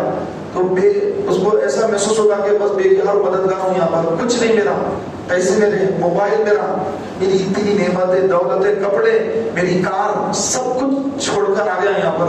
अब ये लोग मेरे साथ क्या मामला करेंगे। अब फरिश्ते पूछेंगे मन रब्बुका, तेरा रब कौन है। तो अगर नेकोकार है, मुसलमान है, तो कहेगा मेरा रब अल्लाह है, मुसलमान था मैं, मर गया मैं, लेकिन मेरा अल्लाह है मेरा रब। कहेगा रब्बी अल्लाह, मेरा रब अल्लाह है। फिर फरिश्ते पूछेंगे तेरा दीन क्या है, किस दीन पर मरा। कहेंगे मेरा दीन इस्लाम है, मेरा दीन इस्लाम है। फिर कहेंगे अच्छा बताइए हस्ती के बारे में क्या कहता था, कौन है तेरा नबी, ये हस्ती कौन है, इनके बारे में बोल, इनके बारे में दुनिया में क्या बोलता था, हुजूर का चेहरा बताएंगे। सुभान अल्लाह। तो अगर वो मुसलमान ही मरा तो उसकी ज़बान पर प्यारे भाइयों होगा हुआ रसूलुल्लाह सल्लल्लाहु अलैहि वसल्लम, ये अल्लाह के रसूल सल्लल्लाहु अलैहि वसल्लम है, ये मेरे नबी है, मैं इनका कलमा पढ़ता था, मैं इनका उम्मती हूँ, मैं इनका गुलाम हूँ। तो फरिश्ते कहेंगे तुझे कैसे मालूम। तो कहेगा कि मैंने कुरान में पढ़ा था। फरिश्ते कहेंगे तूने सच कहा, तूने सही कहा। कहेंगे तेरे लिए मुबारकबाद है, तेरे लिए खुशी है, तेरे लिए मुबारकबाद है। उसके बाद फरिश्ते कहेंगे नौ मतल उरुस, सो जा जैसे पहली रात की दुल्हन सोती है, सो जा, ऐसा सो जा जैसे पहली रात की दुल्हन सोती है। ये कहकर फरिश्ते वहां से चले जाएंगे और उसकी कब्र को जन्नत के बाग में तब्दील कर दिया जाएगा। और दुल्हन कभी सोती नहीं, वो तो इंतजार करती शौहर के। पहली रात की दुल्हन सोती नहीं, आंखें बंद होती है उसकी, वो इंतजार में है। तो इसीलिए मिसाल दी गई कि ऐसा सो जा जैसे पहली रात की दुल्हन सोती है। क्या मतलब कि बस उसकी आंखें बंद है लेकिन वो जाग रहा है, सिर्फ उसकी आंखें बंद है बज़ाहिर, लेकिन उसको हर चीज की खबर है कि दुनिया में क्या क्या हो रहा है, हर चीज की उसको खबर है। जैसे घर में कुछ हो रहा है, दुल्हन घर में आई, सिर्फ उसकी आंखें बंद है, लेकिन उसके कमरे में शौहर आएगा तो उसको मालूम होगा कि शौहर आ गया है। आंखें बंद होगी लेकिन उसको पता चलेगा दरवाजा खुला, ये हुआ, कोई आए यहाँ पर। तो इस तरह मरने वाले को भी हर चीज की खबर होती रहती है कि उसकी दुनिया में उसके जाने के बाद क्या क्या मामले हो रहे हैं, उसके भाई क्या कर रहे हैं, उसके बहन क्या कर रहे हैं, उसकी बेवा क्या दूसरा निकाह करने की तैयारी में है या फिर दूसरा निकाह नहीं करेगी, उसके बच्चे जो यतीम हो गए उनकी तालीम और तरबियत कैसी हो रही है, कोई उनकी तालीम और तरबियत कर रहा है या मेरे बच्चे वैसे बगैर तालीम के ही बड़े हो रहे हैं, उनके खाने पीने का, उनके लिबास का कोई इंतजाम कर रहा पी रहा है या कोई नहीं कर रहा, उनके हाथ में छोड़ दिया उनको। सारी खबर उसको होती रहती है क्योंकि सिर्फ उसकी आंखें बंद है। तो मेरे प्यारे भाइयों, अब वो इंतजार में है। फरिश्ते कहते हैं कि देख जन्नत में अल्लाह ताला तुझे वो मकाम देने वाला है, उसको जन्नत में मकाम भी बताकर चले जाते हैं। तो वो खुशी में है कि अल्हम्दुलिल्लाह मैं तो कामयाब हो गया कि अल्लाह ताला मुझे जन्नत में वो मकाम देगा। काश जल्दी मैदान महशर कायम हो जाए, क़यामत आ जाए जल्दी और हिसाब किताब हो जाए और यहाँ सोने के बजाय मैं अपने महल में चला जाऊं। तो वो कहता कि या अल्लाह दुनिया में जो लोग हैं उनको जल्दी जल्दी मौत दे दे ताकि क़यामत जल्दी आ जाए, ताकि मैं अपने मकाम पर जल्दी पहुंच जाऊं। اللہ تعالیٰ تو ہر چیز کا وقت مقرر فرما دیا ہے، لیکن ان کی تمنا ایسی ہوتی ہے، جو کامیاب ہو جاتے ہیں وہ چاہتے ہیں کہ جلدی ہم اپنے منزل پہ پہنچ جاتے ہیں. لیکن ایک کافر ہوتا ہے جس کی جو کفر پر پڑ جاتا ہے، تو اس سے جب سوال ہوتا ہے تو وہ کیا کہتا ہے؟ فرشتے جب پوچھتے ہیں تو ہر جواب یہ کہتا ہے کہ مجھے نہیں معلوم، مجھے نہیں معلوم، مجھے نہیں معلوم. کیوں؟ کیونکہ دنیا میں اسلام پہ کبھی چلا نہیں، دین کبھی سیکھا نہیں، مرتے وقت بھی کلمہ نصیب ہی نہیں ہوا، کفر پر مر گیا. یہ مسلمان بچیاں غیروں سے شادیاں کر کے کفر اختیار کر رہی ہیں، جب ان کی قبر میں فرشتے آئیں گے، جب ان سے فرشتے پوچھیں گے من ربو کا، تیرا رب کون ہے، تو انہیں دنیا کا بوائے فرینڈ یاد آئے گا. ہاں میں تو اس کے ساتھ بھاگ کے شادی کری تھی، اسلام چھوڑ دی تھی.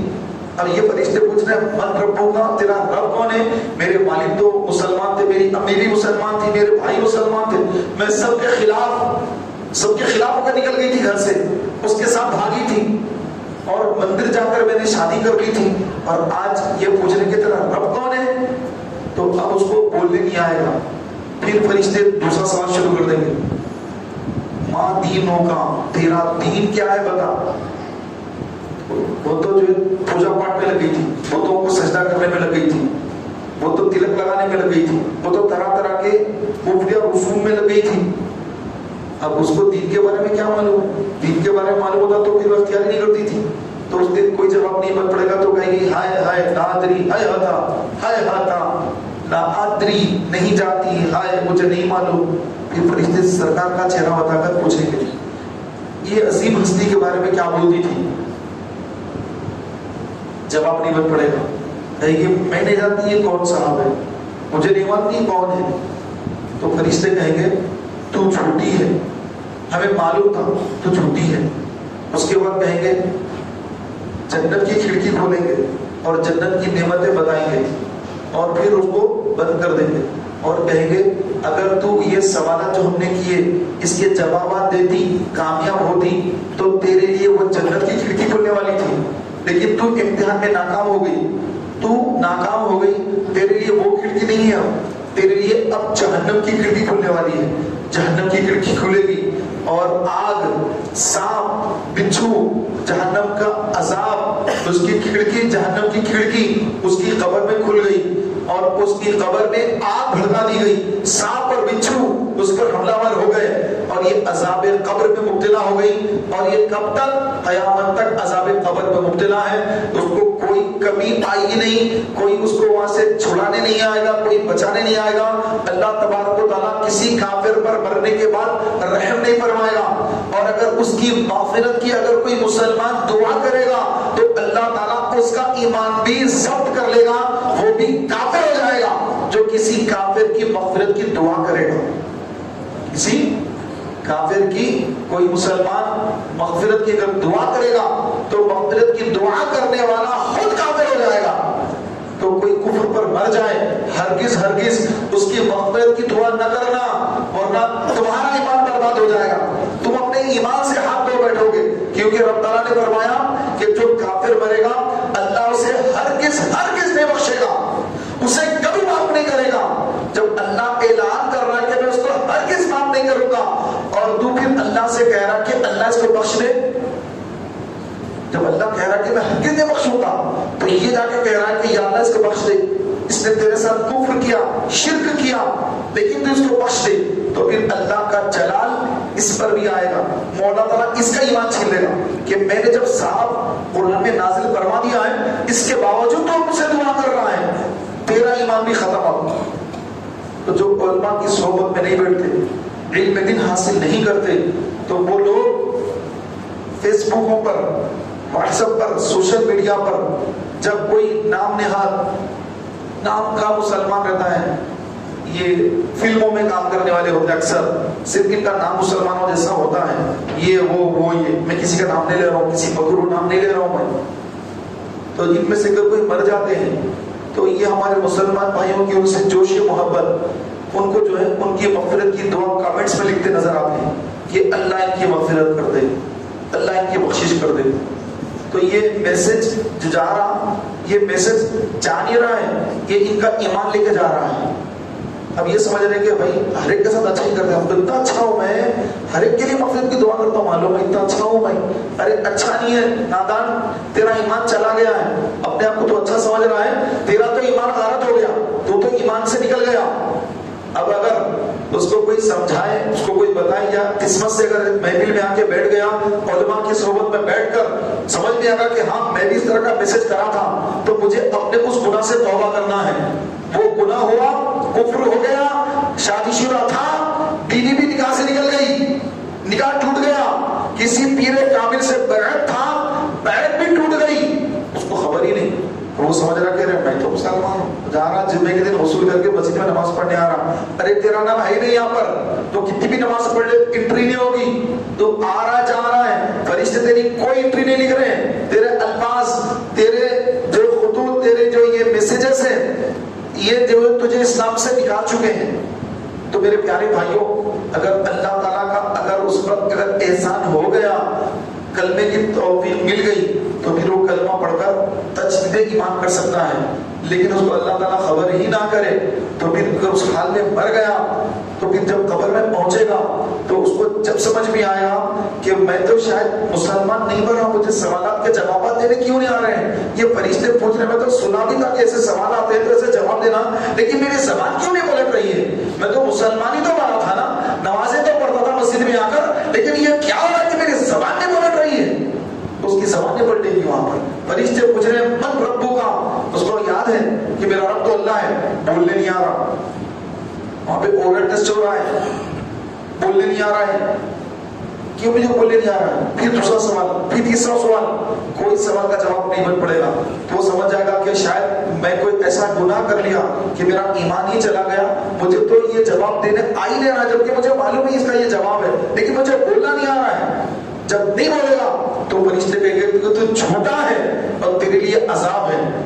فرشتے پہلے جنت کی کھڑکی کھول کر بتائیں گے کہ جواب دیتا تو یہ تیرے لیے تھا، اب تیرے لیے یہ آرام نہیں، یہ ٹھنڈی ہوائیں خوشبو جنت کی نہیں، تیرے لیے جہنم کی کھڑکی کھلنے والی ہے، دیکھ، اور اس کی جہنم کی کھڑکی کھلے گی اور گرم ہوا، آگ، سانپ، بچھو اور نہ جانے کیا کیا عذابات اللہ نے خبر کے عذاب کے لیے تیار کر رکھے ہیں، سب اس کی خبر میں داخل ہوں گے۔ عذاب قبر میں ایسا مبتلا ہوگا، صبح قیامت تک عذاب قبر میں مبتلا ہے، اور جس دن سور پھونکا جائے گا سارے کے سارے لوگ قبروں سے اٹھیں گے تو یہ بھی اٹھ کر آئے گا، تو ایسا نہیں جیسے آج دکھ رہا ہے، بلکہ جب کافر میدان حشر میں آئیں گے تو ان کی آنکھیں نیلی، چہرہ کالا، سیاہ چہرہ، نیلی آنکھیں، اور اوپر کا ہونٹ سگا کر پیشانی تک چلا گیا، نیچے کا ہونٹ ناف تک آ گیا، زبان اتنی لمبی کہ زمین پر لڑ رہی ہے، ایسی بھیانک شکل اللہ اس کی کر دے گا جس کا خاتمہ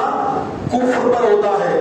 وہ مسلمان لڑکی جو ایک کافر کے ساتھ بھاگ کر شادیاں کر رہی ہے، تو ان کی جب یہ میدان حشر میں آئیں گی تو ان کا یہ حشر ہوگا اس دن، اور دیکھتے لوگ پہچان لیں گے کہ یہ تو کافر ہے، یہ تو کفر پہ برسوں والا ہے، مریضوں والی ہے، اور جو مسلمان ہوگا میدان حشر میں اٹھے گا اور عاشق رسول ہوگا، توبہ کر کے مرا ہوگا، تو وہ تو عرش کے سائے میں ہوگا، میدان حشر میں اٹھے گا تو حضور کے ہاتھوں سے آب کوثر پیے گا، اور جب پی لے گا تو اس کو کتنا اس کو سکون ملے گا۔ آقا علیہ السلام نے ارشاد فرمایا کہ جو میرے حوض سے پانی پیے گا تو اس کو اس وقت تک پیاس نہیں لگے گی جب تک کہ وہ داخل جنت نہ ہو جائے، جنت میں جانے تک پیاس نہیں لگے گی، اور جنت میں تو نہریں بہ رہی ہیں، دودھ کی نہر، ٹھنڈے میٹھے پانی کی نہر، شراب طہور کی نہر، شہد کی نہر، نہریں بہ رہی ہے، نیچے سے نہیں اوپر بہ رہی ہے،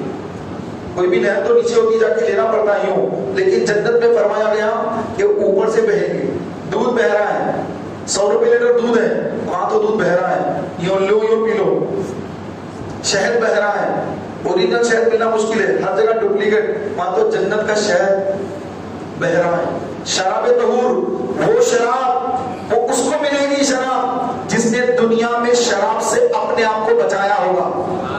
یہ شرابی یہ جا کے شراب پیتے ہیں، سستی مہنگی ہر قسم کی شراب، جس کی جتنی مالی استطاعت ہے وہ اپنی مالی استطاعت کے مطابق شرابیں آج پی رہا ہے، تو جو آج شراب پیے گا اللہ تعالیٰ جنت کی شراب سے اس کو محروم کر دے گا. روایت میں لکھا ہے کہ جنت کی شراب جب جنتی پیے گا تو نہ اس کا سر گھومے گا نہ اس کی طبیعت بگڑے گی, بلکہ اس کو اور سرور اور مزے میں اور اضافہ ہوگا. کہ جنت کی ایک ایک نعمت میں 70 الگ الگ مزے ہوتے ہیں. جیسے آپ نے کوئی چیز کھائی, میٹھا کھایا, آپ کو میٹھا محسوس ہوا, ڈبل کا میٹھا کھا لیا آپ نے, ہاں بھائی میٹھا ہے. لیکن جنت کی کوئی نعمت کھائے گا تو ایک مٹھاس ہی نہیں, 70 الگ الگ قسم کے اس کو جو ہے مزے آئیں گے. لیکن اس میں اس کا بھی مزہ آ رہا, اس کا بھی مزہ آ رہا, اس کا بھی مزہ آ رہا, تو اس کا بھی مزہ آ رہا, 70 مزے ایک ایک لقمے میں. سبحان اللہ. تو وہ جنت ہے. اس میں جنت میں داخل ہونے کے لیے کیا چاہیے؟ بولیے کیا چاہیے, ذرا زور سے بولیے. ایمان چاہیے. کیا چاہیے؟ ایمان. اور ایمان کیا ہے؟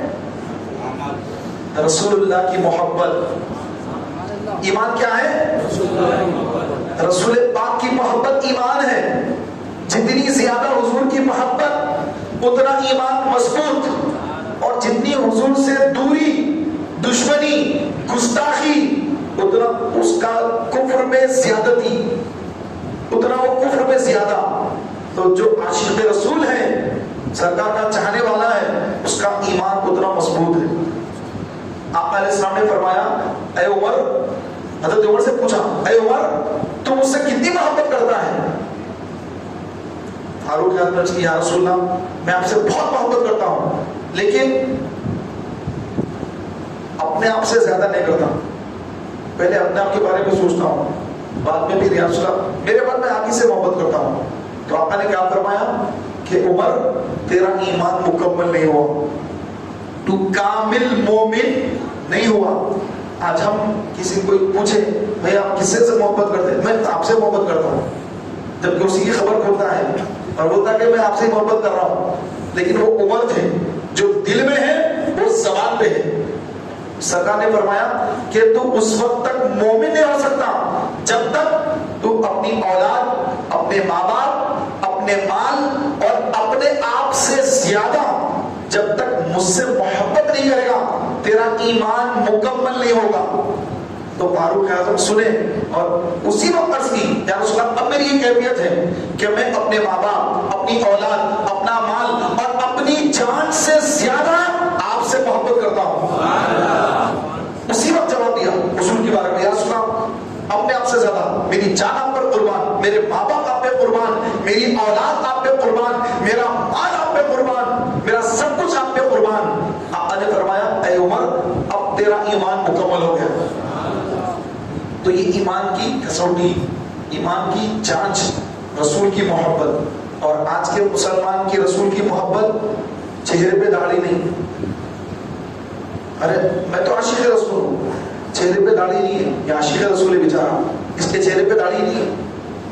ارے میں تو حضور سے بہت محبت کرتا ہوں. اچھا ماشاءاللہ, حضور کی آنکھوں کی ٹھنڈک تو نماز ہے, آنکھوں کی ٹھنڈک نہیں پہنچاتا, کہتا کہ میں تو عاشق رسول ہوں, جھوٹا ہے, زبانی بول رہا ہے, کوئی عشق رسول نہیں تیرے پاس, تیرے اندر عشق دنیا وسیع ہے, اور یہ تو لوگوں کو کہہ رہا ہے. تو جو عاشق رسول ہوتا ہے پیارے بھائیوں کبھی نماز قضا نہیں کرتا.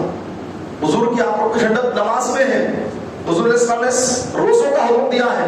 تو عاشق رسول شریعت کا پابند بنتا ہے, نہ ماں کو ستاتا ہے نہ باپ کو ستاتا ہے, کیونکہ عاشق رسول جو ٹھہرا سرکار کی محبت سے ہر کام کراتی ہے, سرکار کی محبت اس کو داڑھی رکھاتی ہے. چاہے شادی میں رکاوٹ ہو جائے, جاب میں رکاوٹ ہو جائے, جو ہوتا ہو جائے, میں داڑھی نہیں بڑھاؤں گا. شادی نہیں ہوتی کوئی بات نہیں, بغیر شادی کی زندگی گزار لوں گا. سرکار کی محبت پہ داڑھی جو رکھ لیا ہے, اب کوئی چیز کٹا نہیں سکتی. جاب نہیں مل رہی تھی, ایک اچھی جاب مل گئی, لیکن اس کمپنی کا رولز ہے کہ داڑھی والوں کو جاب نہیں دیتے. آپ کی جو ہے صلاحیت بہت اچھی ہے, ڈگریاں اچھی ہے, سب اچھا ہے, لیکن آپ کو یہ داڑھی نکال کر آنا ہوگا. تو وہ نوکری کو ٹھوکر مارتا ہے کہ مجھے ایسی نوکری نہیں چاہیے جس نوکری میں میرے آقا کی سنت کو دور کرنے کے لیے کہا جا رہا ہے. ایسی نوکری کو میں ٹھوکر مارتا ہوں. ایک کو لات ماروں گا تو مولا تعالیٰ مجھے 10 عطا فرمائے گا. تو یہ ہوتا بھی ہے. تو میرے پیارے بھائیوں، ہم سرکار کی محبت کے زبانی دعوے بند کر دیں، عملی طور پر آ جائیں سامنے کہ نہیں، کسی کو بتانے کی مجھے ضرورت نہیں ہے، میرا رب مجھے دیکھ رہا ہے کہ میں کتنی حضور کی سنت پر عمل کر رہا ہوں، میرے دل میں حضور کی کتنی محبت ہے صلی اللہ علیہ وسلم۔ تو آقا علیہ السلام پر درود و سلام پڑھنا، آقا کی سنت معلوم کر کے اس پر عمل پیرا ہونا اور آقا کی سنت ان کو سکھانا۔ جب آقا کی سنتوں سے دور دور بھاگ رہے ہیں، مسجدوں سے دور بھاگ رہے ہیں، دین سے دور بھاگ رہے ہیں، شہوتوں میں پڑے ہوئے ہیں، شراب کے نشے کے عادی بن رہے ہیں، نعوذ باللہ طرح طرح کی جو ہے گانجا یہ وہ لے لے کر اپنی زندگی برباد کر رہے ہیں، گٹکے کھا کھا کر اپنے آپ کو ہلاکت میں ڈال کر، اپنی بچوں کی ماں کو تنہا چھوڑ کر، اپنے چھوٹے چھوٹے بچوں کو چھوڑ کر خبر میں جانے کی تیاری کر رہے نادانی میں، تو ایسے مسلمان بھائیوں کو وہاں سے نکال کر لا کر ان کو مسجد میں لانا، یہ عاشق رسول کی ذمہ داری ہوتی ہے کہ آقا کا امتی کہاں کہاں پھر رہا ہے، میرے آقا کا امتی وہاں گیا، میں اس کو وہاں سے لے کر کے آؤں گا، میرا یہ اس کو لانا وہاں سے میرے آقا کو خوش کر دے گا، میں اپنے آقا کی خوشی کے لیے کر رہا ہوں۔ حضور دیکھ رہے ہیں مجھے کہ میں حضور کے امتیوں کو کہاں سے لے کر کے مسجد میں آ رہا ہوں، میرے آقا مجھے دیکھ رہے ہیں، میں اپنے آقا کی خوشی کے لیے کر رہا ہوں۔ تو جو حضور کی خوشی کے لیے کرتا ہے تو پیارے بھائیوں، اللہ تعالیٰ اس کے عمل کو کبھی رائگاں نہیں کرتا، ضائع نہیں کرتا، بلکہ اس کو بہترین اجر اور ثواب عطا فرماتا ہے۔ تو آج تحریک اسلامی یہی کام کر رہی ہے کہ جتنے مسلمان بھائی بے نمازی ہیں ان کو نماز کی طرف لانا، ان کو سنتوں کی طرف لانا، ان کے ایمان کو مضبوط کرنا، ان کا ایمان کا رسول اللہ کا رشتہ مضبوط کرنا، ان کو عاشق رسول بنانا، وہ چہرے پر داڑھی رکھ لے، سر پر امامہ بھی باندھ لے اور اپنی نگاہوں کی حفاظت بھی کرے کہ شیطان کسی کے ذریعے ان پر حملہ آور ہو تو وہ رسول اللہ کا عاشق، رسول اللہ کا غلام اپنی غلامی کا ثبوت دیتے ہوئے جس طرح اس نوجوان نے اپنی نگاہوں کی حفاظت فرمائی تھی، ویسا ہی عاشق رسول بھی اپنی آنکھوں کی حفاظت کرتا ہے کہ یہ آنکھیں تو مجھے وہ ہے، یہ آنکھیں تو وہ ہے کہ میں قبر میں میرے آقا کی انہی آنکھوں سے زیارت کرنے والا ہوں، میدان حشر میں ان آنکھوں سے محبوب کا جلوہ دیکھوں گا اور جنت میں ان کے قدموں میں بھی تو مجھے رہنا ہے۔ تو آج اپنی آنکھوں کی میں نے حفاظت کرنی ہے۔ تو میرے پیارے بھائیوں، ہم یہ اپنا ذہن بنائیں، اپنے اندر تقویٰ پیدا کریں۔ دیکھیں 10 دن ہم اعتکاف کے لیے آئے، 9-10 دن، ایام معدودات، گنتی کے چند دن، جس طرح یہ 9 دن گزر رہے ہیں تو زندگی کے 9 سال بھی گزر گئے ہمارے، 19 سال بھی گزر گئے، 29 سال بھی گزر گئے، 39 سال بھی کسی کے گزر گئے، 49 سال بھی کسی کے گزر گئے، 59 سال بھی شاید میں سے کسی کے گزر گئے ہوں گے۔ تو یہ دیکھتے دیکھتے گزرتے ہیں۔ جب آئے تھے پہلے دن تو یہ تھا کہ ارے ابھی تو 10 دن ہے، ابھی تو وہ کرنا ہے، یہ کرنا ہے، دیکھیں ختم، کل تراویح پڑھنے کا شاید موقع ملے کہ نہ ملے، چاند ہو جائے تو آج کی تراویح ہماری آخری تراویح تھی، ہو سکتا زندگی کی آخری تراویح ہو سکتی ہے، نہیں پتا، کوئی خبر نہیں موت کب آ جائے کہ ہماری یہ اس سال کی آخری تراویح تھی یا ہماری زندگی ہی کی آخری تراویح تھی، ہمیں نہیں معلوم، ہمیں کوئی اس کے بارے میں خبر نہیں، ہم بے خبر ہیں۔ میرے پیارے بھائیوں، ہم اپنی زندگی کا کوئی بھروسہ نہ رکھیں کہ میں بہت لمبا جیوں گا، کوئی گارنٹی نہیں ہے موت کب آ سکتی ہے، کبھی بھی آ سکتی ہے۔ نوجوان کو بھی موت آتی ہے، بچے کو بھی موت آتی ہے، ادھیڑ عمر کے شخص کو بھی موت آتی ہے، بوڑھے کو بھی، ضعیف کو بھی موت آتی ہے۔ ہم ہمیشہ تیار رہیں۔ تو اس کی تیاری کے لیے نمازوں کی قضا نمازوں کی تیاری بھی کر لیں، جتنی نمازیں قضا ہو گئی ہے ان کا حساب لگا لیں، ادا کر لیں، قضا روزے ادا کر لیں، کوئی اللہ کا حق باقی رکھ کے نہ مرے، مرنے سے پہلے پوری تیاری کر لیں۔ آپ جب یہاں 10 دن کے اعتکاف میں آ رہے تھے، تیاری کر کے آ رہے تھے کہ مجھے کپڑے بھی ہونا ہے، 4 جوڑے رکھ لوں گا، برش، ٹوتھ پیسٹ، صابن، تولیہ، یہ اس کی مجھے وہاں ضرورت پڑے گی، یہ تیاری کر کے آتے ہیں۔ اسی طرح میدان محشر کی تیاری کر کے، قبر کی تیاری کر کے دنیا سے رخصت ہونا ہے اور اس کا وقت ہمیں نہیں پتا ہے، تو ہماری تیاری ایسی ہو کہ میری کوئی نماز باقی نہ رہ جائے، کسی کا کوئی قرض ہے وہ قرض باقی رکھ کر نہیں بھرنا ہے، کوئی قضا روزہ باقی ہے وہ رکھ کر نہیں بھرنا ہے، کسی پر ظلم زیادتی کر دی اس سے معافی تلافی کر کے، اس سے معافی مانگے بغیر نہیں مرنا ہے، ورنہ وہ میدان محشر میں پکڑ لے گا اور نیکیاں لے لے گا، آپ کے پاس نیکیاں چلی جائیں گی۔ آج عاجزی گڑ گڑائیں، رو رو کر کر معافی مانگے، بھائی میرے سے غلطی کی مجھے معاف کر دیجیے، میں آپ سے معافی مانگتا ہوں، میں آپ سے معافی مانگتا ہوں، روئے اس کے سامنے. ایسا نہیں کہ سوری اب چلتا ہے کوئی بات نہیں، ایسی سوری نہیں ہوتی. معافی مانگے، رو کر آنسو بہا کر اس کے پیر پکڑ لے، بھائی مجھے معاف کر دو یار، اس سے غلطی ہو گئی. ایسی معافی ہوتی ہے. یہ دکھاوے کی معافیوں سے یہ اللہ کی بارگاہ میں ایسی معافی قبول ہی نہیں ہوتی کہ جو اس طرح سے آج کل لوگ معافیاں مانگتے ہیں اور میسج کے ذریعے اس کے ذریعے. ایسی کوئی معافی نہیں ہے. معافی کیا ہے کہ سامنے والے کا دل آپ کی بات کو قبول کر لے. ہاں یار یہ اتنی اس سے بولا، چلو اس کو معاف کر دیا، وہ دل سے معاف کر دے. پھر وہ بھی ایکٹنگ کرے گا، ارے کوئی بات نہیں میں بھی معاف کر دیا یار، اس میں کیا ہے بعد میں بتاتا ہوں. وہ بھی ایسی معافی ہوگی جیسے آپ معافی مانگ رہے ہیں، وہ بھی ویسے آپ کو معاف کر رہا ہے. تو یہ سب جو ہے بیکار ہو جاتا ہے. تو صحیح معافی مانگ لیں، ہر ایک سے اچھی معافی مانگ لیں.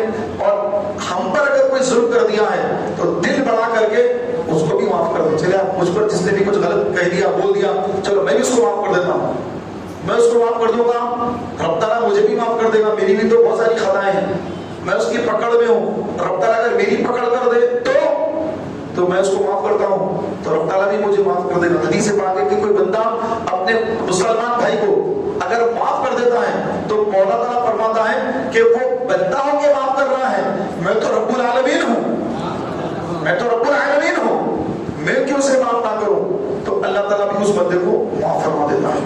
تو ہم درگزر کا کام لیں. صلح جو ہے، صلح اس میں خیر ہے. صلح میں کیا ہے بولیے؟ خیر ہے. صلح کمپرومائز جو ہوتی ہے، کمپرومائز صلح کرنا، اس کے اندر اللہ نے خیر رکھی ہے. تو ہر ایک کے ساتھ کمپرومائز کر لینا.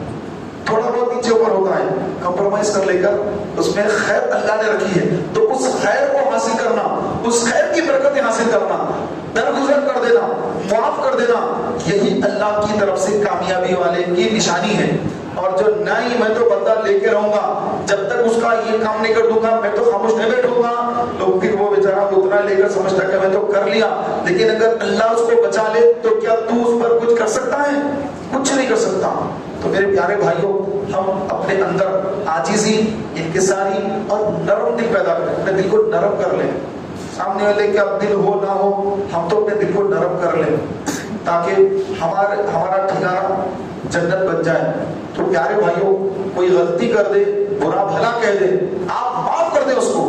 اللہ تعالیٰ عاجزی کرنے والے کو، حدیث پاک ہے، جو اللہ کے لیے عاجزی انکساری کرتا ہے اللہ اس کو بلندی عطا کرتا ہے. اللہ کے لیے عاجزی اختیار کرے اس کو بلندی نصیب ہوتی. تو میرے پیارے بھائیوں، ہم رمضان شریف کے اس آخری عشرے میں، شاید اس آخری تاخرات میں ہیں. صبح جمعہ کا دن ہے جو الوداع جمعہ ہے اور 29واں روزہ ہے. شاید کل چاند نظر آ جائے کیونکہ عرب ممالک میں آج چاند نظر آ گیا ہے. کل وہاں پر عید ہے، ہمارے پاس شاید ہفتے کو عید ہو جائے، ہفتے کو عید ہو جائے. تو کل مغرب کی نماز کے بعد شاید ہم مسجد سے اپنے گھر کی طرف چلے جائیں گے. جو باہر یہاں پر تھی 10 دنوں تک، کسی کی 30 دنوں سے کوئی باہر دیکھ رہا ہے، 30 دن کا معتکف، کوئی 10 دن کا معتکف، کوئی 7 دن، 5 دن، کوئی 3 دن، کوئی 2 دن، کوئی 1 دن کا معتکف. جو رمضان کی رونق ہے، رمضان کی بہاریں جو مسجد میں دیکھ رہا تھا، وہ بہاریں اب ختم ہو رہی ہے. آقا نے سامنے فرمایا کہ جو رمضان کے آنے کی خوشی منائے اور جانے کا غم منائے کہ رمضان جا رہا ہے، الوداع ماہ رمضان، الوداع ماہ رمضان کے غم میں رو رہا ہے. تو اللہ تعالیٰ رمضان کی تعظیم اور رمضان سے محبت کے آنے کی خوشی، جانے کا غم، جو آنے کی خوشی جانے کا غم مناتا ہے، اللہ اس کی مغفرت فرما دیتا ہے. اور آنے کی خوشی کون مناتا ہے؟ جو روزہ رکھنے والا ہوتا ہے، جو نماز کا پابند ہوتا ہے، کہ رمضان کی خوشی مناتا ہے کہ رمضان آ رہا ہے. جانے کا غم وہی مناتا ہے جو جس کو رمضان کی بہاروں سے جو لطف اس کی روح کو نصیب ہو رہا تھا، اس کی روح کی تسکین، روح کی غذا ختم ہو رہی ہے، وہ بے چین ہو رہا ہے، اس کی آنکھوں میں آنسو آ رہے ہیں. دنیا دار آدمی تو بس یہ دیکھتا ہے کہ بس یار اس سیزن میں کتنا مال کمایا اور کتنی ترقی ملی، اب کیا کیا کروں گا. سیزن تو زبردست چلا، ہاں تھوڑی نمازیں ٹائم پہ نہیں ہوئی، روزے نہیں ہو سکے، لیکن خرچہ اتار دیتا ہوں میرا، اور ایک نئی دکان خریدنے کا پروگرام ہے، بھئی رمضان میں ہو جاتا. کتنی روزے رکھا، کتنی تراویح پڑھا، نمازیں 5 وقت ادا کی، قرآن کتنا ختم پڑھا تراویح میں، کیا کیا، اعتکاف وغیرہ کیا، یعنی وہ تو بعد میں کر لیں گے، حالات اس طرح سے خراب تھے. ایسے کئی لوگ بہانے بناتے ہیں. اور یہ بھی اطلاع ملی کہ بہت سارے نوجوان مسلمان بھائی ماہ رمضان میں سریعام کھاتے پھرتے نظر آ رہے ہیں، سریعام کھا رہے ہیں، پھر رہے ہیں. کوئی انہیں جو ہے رمضان کا لحاظ نہیں، کوئی رمضان کا ادب نہیں. جبکہ رمضان کی تعظیم کرنے والے ایک آتش پرست کو اللہ نے اس لیے ایمان کی دولت سے نوازا تھا کہ اس نے رمضان کا ادب احترام کیا تھا. سرے عام نہیں کھایا، بچے کو بھی روکا، مارا بچے کو اپنے کہ بیٹا تو رمضان میں کھا رہا ہے کھانا، مسلمان روزہ رکھتے تو مسلمانوں کے بازار میں سرے عام کھا رہا ہے. تو بیٹے نے کہا کہ ابا آپ بھی تو کھاتے. تو باپ نے کہا کہ کھاتا ہوں لیکن گھر میں چھپ کے کھاتا ہوں، تیری طرح روڈ پر نہیں کھاتا. پھر جب اس کا انتقال ہو گیا تو کسی مسلمان عالم دین اس کو خواب میں دیکھ کر پوچھا، ارے تو آتش پرست تھا، اللہ نے تیرے ساتھ کیا معاملہ کیا؟ اس نے کہا کہ تعظیم رمضان کی برکت سے اللہ نے موت سے پہلے مجھے اسلام کی دولت سے سرفراز فرما دیا، اور مرنے کے بعد اللہ نے مجھے داخل جنت فرما دیا. تو یہ ادب، رمضان کا ادب. تو رمضان کے ادب سے ایمان ملتا ہے. پھر رمضان کی بے ادبی سے الامان والحفیظ، اللہ ہماری حفاظت فرمائے، اللہ ہمیں اپنی امان میں رکھے. تو رمضان کی تعظیم نہ کرنے والا بڑا بدنصیب ہوتا ہے.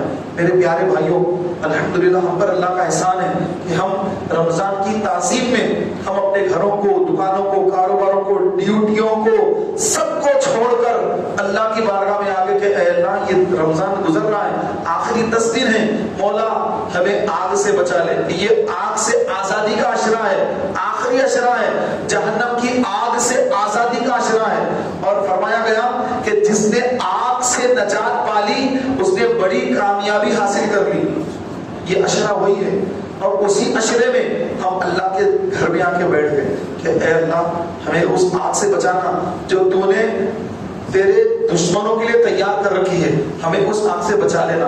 ہم اسی لیے آ کر بیٹھے اور اسی لیے یہاں پہ دعائیں کرتے رہے. تو میرے پیارے بھائیوں، ہم اور اپنے دوسرے مسلمان بھائیوں کو بھی اعتکاف کے لیے تیار کر کے اگلے سال کے لیے ابھی سے ان کا ذہن بنائیں کہ یار اس سال تو آپ کا اعتکاف 10 دن کا نہیں ہوا تو کوئی بات نہیں، اپنے دوستوں کو دعوت دیں. اس طرح جو اعتکاف میں نہیں بیٹھے نا ان کو آپ دعوت دیں. آپ اس مرتبہ 10 دن کے اعتکاف میں نہیں بیٹھے لیکن آپ کو اگلے سال 10 دن کے اعتکاف میں بیٹھنا ہے میرے ساتھ سنی مرکز میں، مسجد گلبانوں میں 10 دن کے اعتکاف میں بیٹھنا. ابھی تیاری کر لیجیے، ذہن بنا لیجیے ابھی سے. آپ اگلے سال انشاءاللہ چاہے کچھ ہو جائے میں 10 دن کے اعتکاف میں بیٹھوں گا. یہ ذہن بنا لیں. گھر میں بھی بول دیں آپ کہ 10 دن میرے اعتکاف کے ہوتے ہیں. ہر سال جب تک زندہ رہوں گا، جب تک جیوں گا، میرے ہر رمضان کے آخری 10 دن سنی مرکز مسجد گلبانوں میں گزرے گے. اور سرکار اگر اپنے پاس اپنے کرم سے بلا لیں تو مدینے میں مسجد نبوی شریف میں گزرے گے انشاءاللہ. تو پیارے بھائیوں آپ نیت فرمائیے انشاءاللہ ماہ رمضان کے بعد بھی ہم تحریک اسلامی کو نہیں چھوڑیں گے. ہم تحریک اسلامی کو نہیں چھوڑیں گے. کہیے انشاءاللہ. سبحان اللہ. ذرا پیچھے والی ہاتھ اٹھا کر کہہ دیں ماشاءاللہ. آپ ہاتھ اٹھا کس طرح کہتے ہیں مجھے بڑی خوشی ہوتی ہے. یعنی ہمارے اسلامی میں کبھی جائیں گے نہیں انشاءاللہ. کبھی تحریک کو چھوڑ کے نہیں جائیں گے انشاءاللہ. کوئی ادھر بلائے ادھر بلائے ہم نے نہیں جانا ہے. ہم نے تحریک اسلامی کے مرکز پر ہی آنا ہے انشاءاللہ. اور ہر سال ماہ رمضان کا 10 دن کا اعتکاف کرنا انشاءاللہ. چاہے دور ہو نزدیک ہو. یہ ہمارے بھائی عمران بھائی یہ بودھن سے آگے یہ وہاں سے تشریف لائے ہوئے اعتکاف کے لیے تشریف لائے ہوئے. الحمدللہ. کیا بودھن میں مسجدیں نہیں ہیں؟ نظام آباد میں مسجدیں نہیں ہیں؟ عالی شان مسجدیں ہیں. مسجد کچیان بہت بڑی مسجد ہے نظام آباد کی، سنیوں کی مسجد ہے، شاندار عالی شان مسجد ہے. وہاں پہ بیٹھ سکتے تھے لیکن یہاں پر کیوں آئے؟ یہاں پر اس لیے آئے یہاں عاشق رسول جمع ہوتے ہیں، یہاں صداقت رسول ہوتے ہیں، یہاں پر دین کو سکھانے کی بات کی جاتی ہے، رسول اللہ کی سنتیں سکھائی جاتی ہیں. تو ہر مسجد میں تو اعتکاف ہوتا ہے مگر تعلیم و تربیت نہیں ہوتی ہے. تو ہم یہاں پر تعلیم و تربیت کے لیے حضور کی محبت میں ثنا خوانی سننے کہ ہم بھی نعت خوانوں کے ساتھ، ہم بھی نعت خوانی قرآن پڑھتے رہیں گے, ہم بھی نعت گنگنائیں گے, ہم بھی حضور کا ذکر سنیں گے, ہم بھی انشاءاللہ دعا میں شامل رہیں گے, ہم بھی انشاءاللہ تعالیٰ دین کی باتیں سنیں گے, ہم بھی سنت کے مطابق زندگی گزارنے کی تیاری میں سیکھیں گے. اور جذبے کے تحت الحمدللہ ہم مسجد میں آتے ہیں اور ہمارا کوئی مقصد نہیں ہوتا ہے, اور کوئی مقصد نہیں. کھانا بھی ہر جگہ ملتا ہے, سحری افطار کا انتظام کئی جگہوں پہ ہوتا ہے, کئی مسجدوں میں سحری افطار کا انتظام ہوتا ہے. تو سحری افطار تو کوئی معنی نہیں. ہم یہاں جو آ رہے ہیں صرف اور صرف ہماری یہ دین سے محبت ہے, اسلام سے محبت ہے, اسلام کی محبت میں ہم آتے ہیں یہاں پر, اور انشاءاللہ اسلام کی محبت میں ہر سال آئیں گے انشاءاللہ. زور سے کہیے انشاءاللہ. اور تنہا نہیں آئیں گے, ساتھ میں دوست احباب کو لے کر آئیں گے انشاءاللہ. 11ویں کی نسبت سے 11 دوستوں کو لائیں گے انشاءاللہ. اور آپ بتانا ہے پھر کہ مولانا آپ بولے تھے 11 لوگوں کو لانا, الحمدللہ یہ آپ کا بھائی 11 اسلامی بھائیوں کو لے کر آیا ہے. دیکھیں آپ ٹھہر جاؤ, آپ ٹھہر جاؤ, آپ ٹھہر جاؤ, گر لیجیے 11 کو لے کر آیا. تو کوئی ٹھہر کے بولے کہ وہ تو 11ویں والے تھے, ہم 12ویں والے 12 کو لے کر آئے. تو کوئی نسبت رضا والا 25 صفر کی نسبت سے کہہ دے کہ الحمدللہ میں رضا کا غلام. نسبت رضا 25 صفر مظفر امام احمد رضا کیا وصال کا دن, عرس کا دن, تو 25 صفر کی نسبت سے 25 اسلامی بھائیوں کو لے کر آیا ہوں. ٹھہر جاؤ 25 گن لو, یہ 25 ٹھہرے ہوئے کہ نہیں. تو ایسا ہونا چاہیے انشاءاللہ. تو یہ زبانی بولنے میں جو ہے آپ سمجھ رہے کہ ایسا بولتے ہوئے ہوتا نہیں, ایسا ایک آدمی نہیں آتا. ایسا شیطان ہمیں مایوس کر دیتا ہے. ارے کہاں سے ہوتا, کوئی نہیں آتا بھائی, بولنا بیکار ہے. یہ آپ کو شیطان دل میں وسوسہ ڈالتا ہے. آپ بولے 12, 112 پہ محنت کروں گا تو 12 تو آئی جائیں گے. 111 پہ محنت کروں گا 11 تو آئی جائیں گے. 25 مانا ہے, 125 پہ محنت کروں گا 25 آئی جائیں گے انشاءاللہ. تو عزم رکھنا ہے.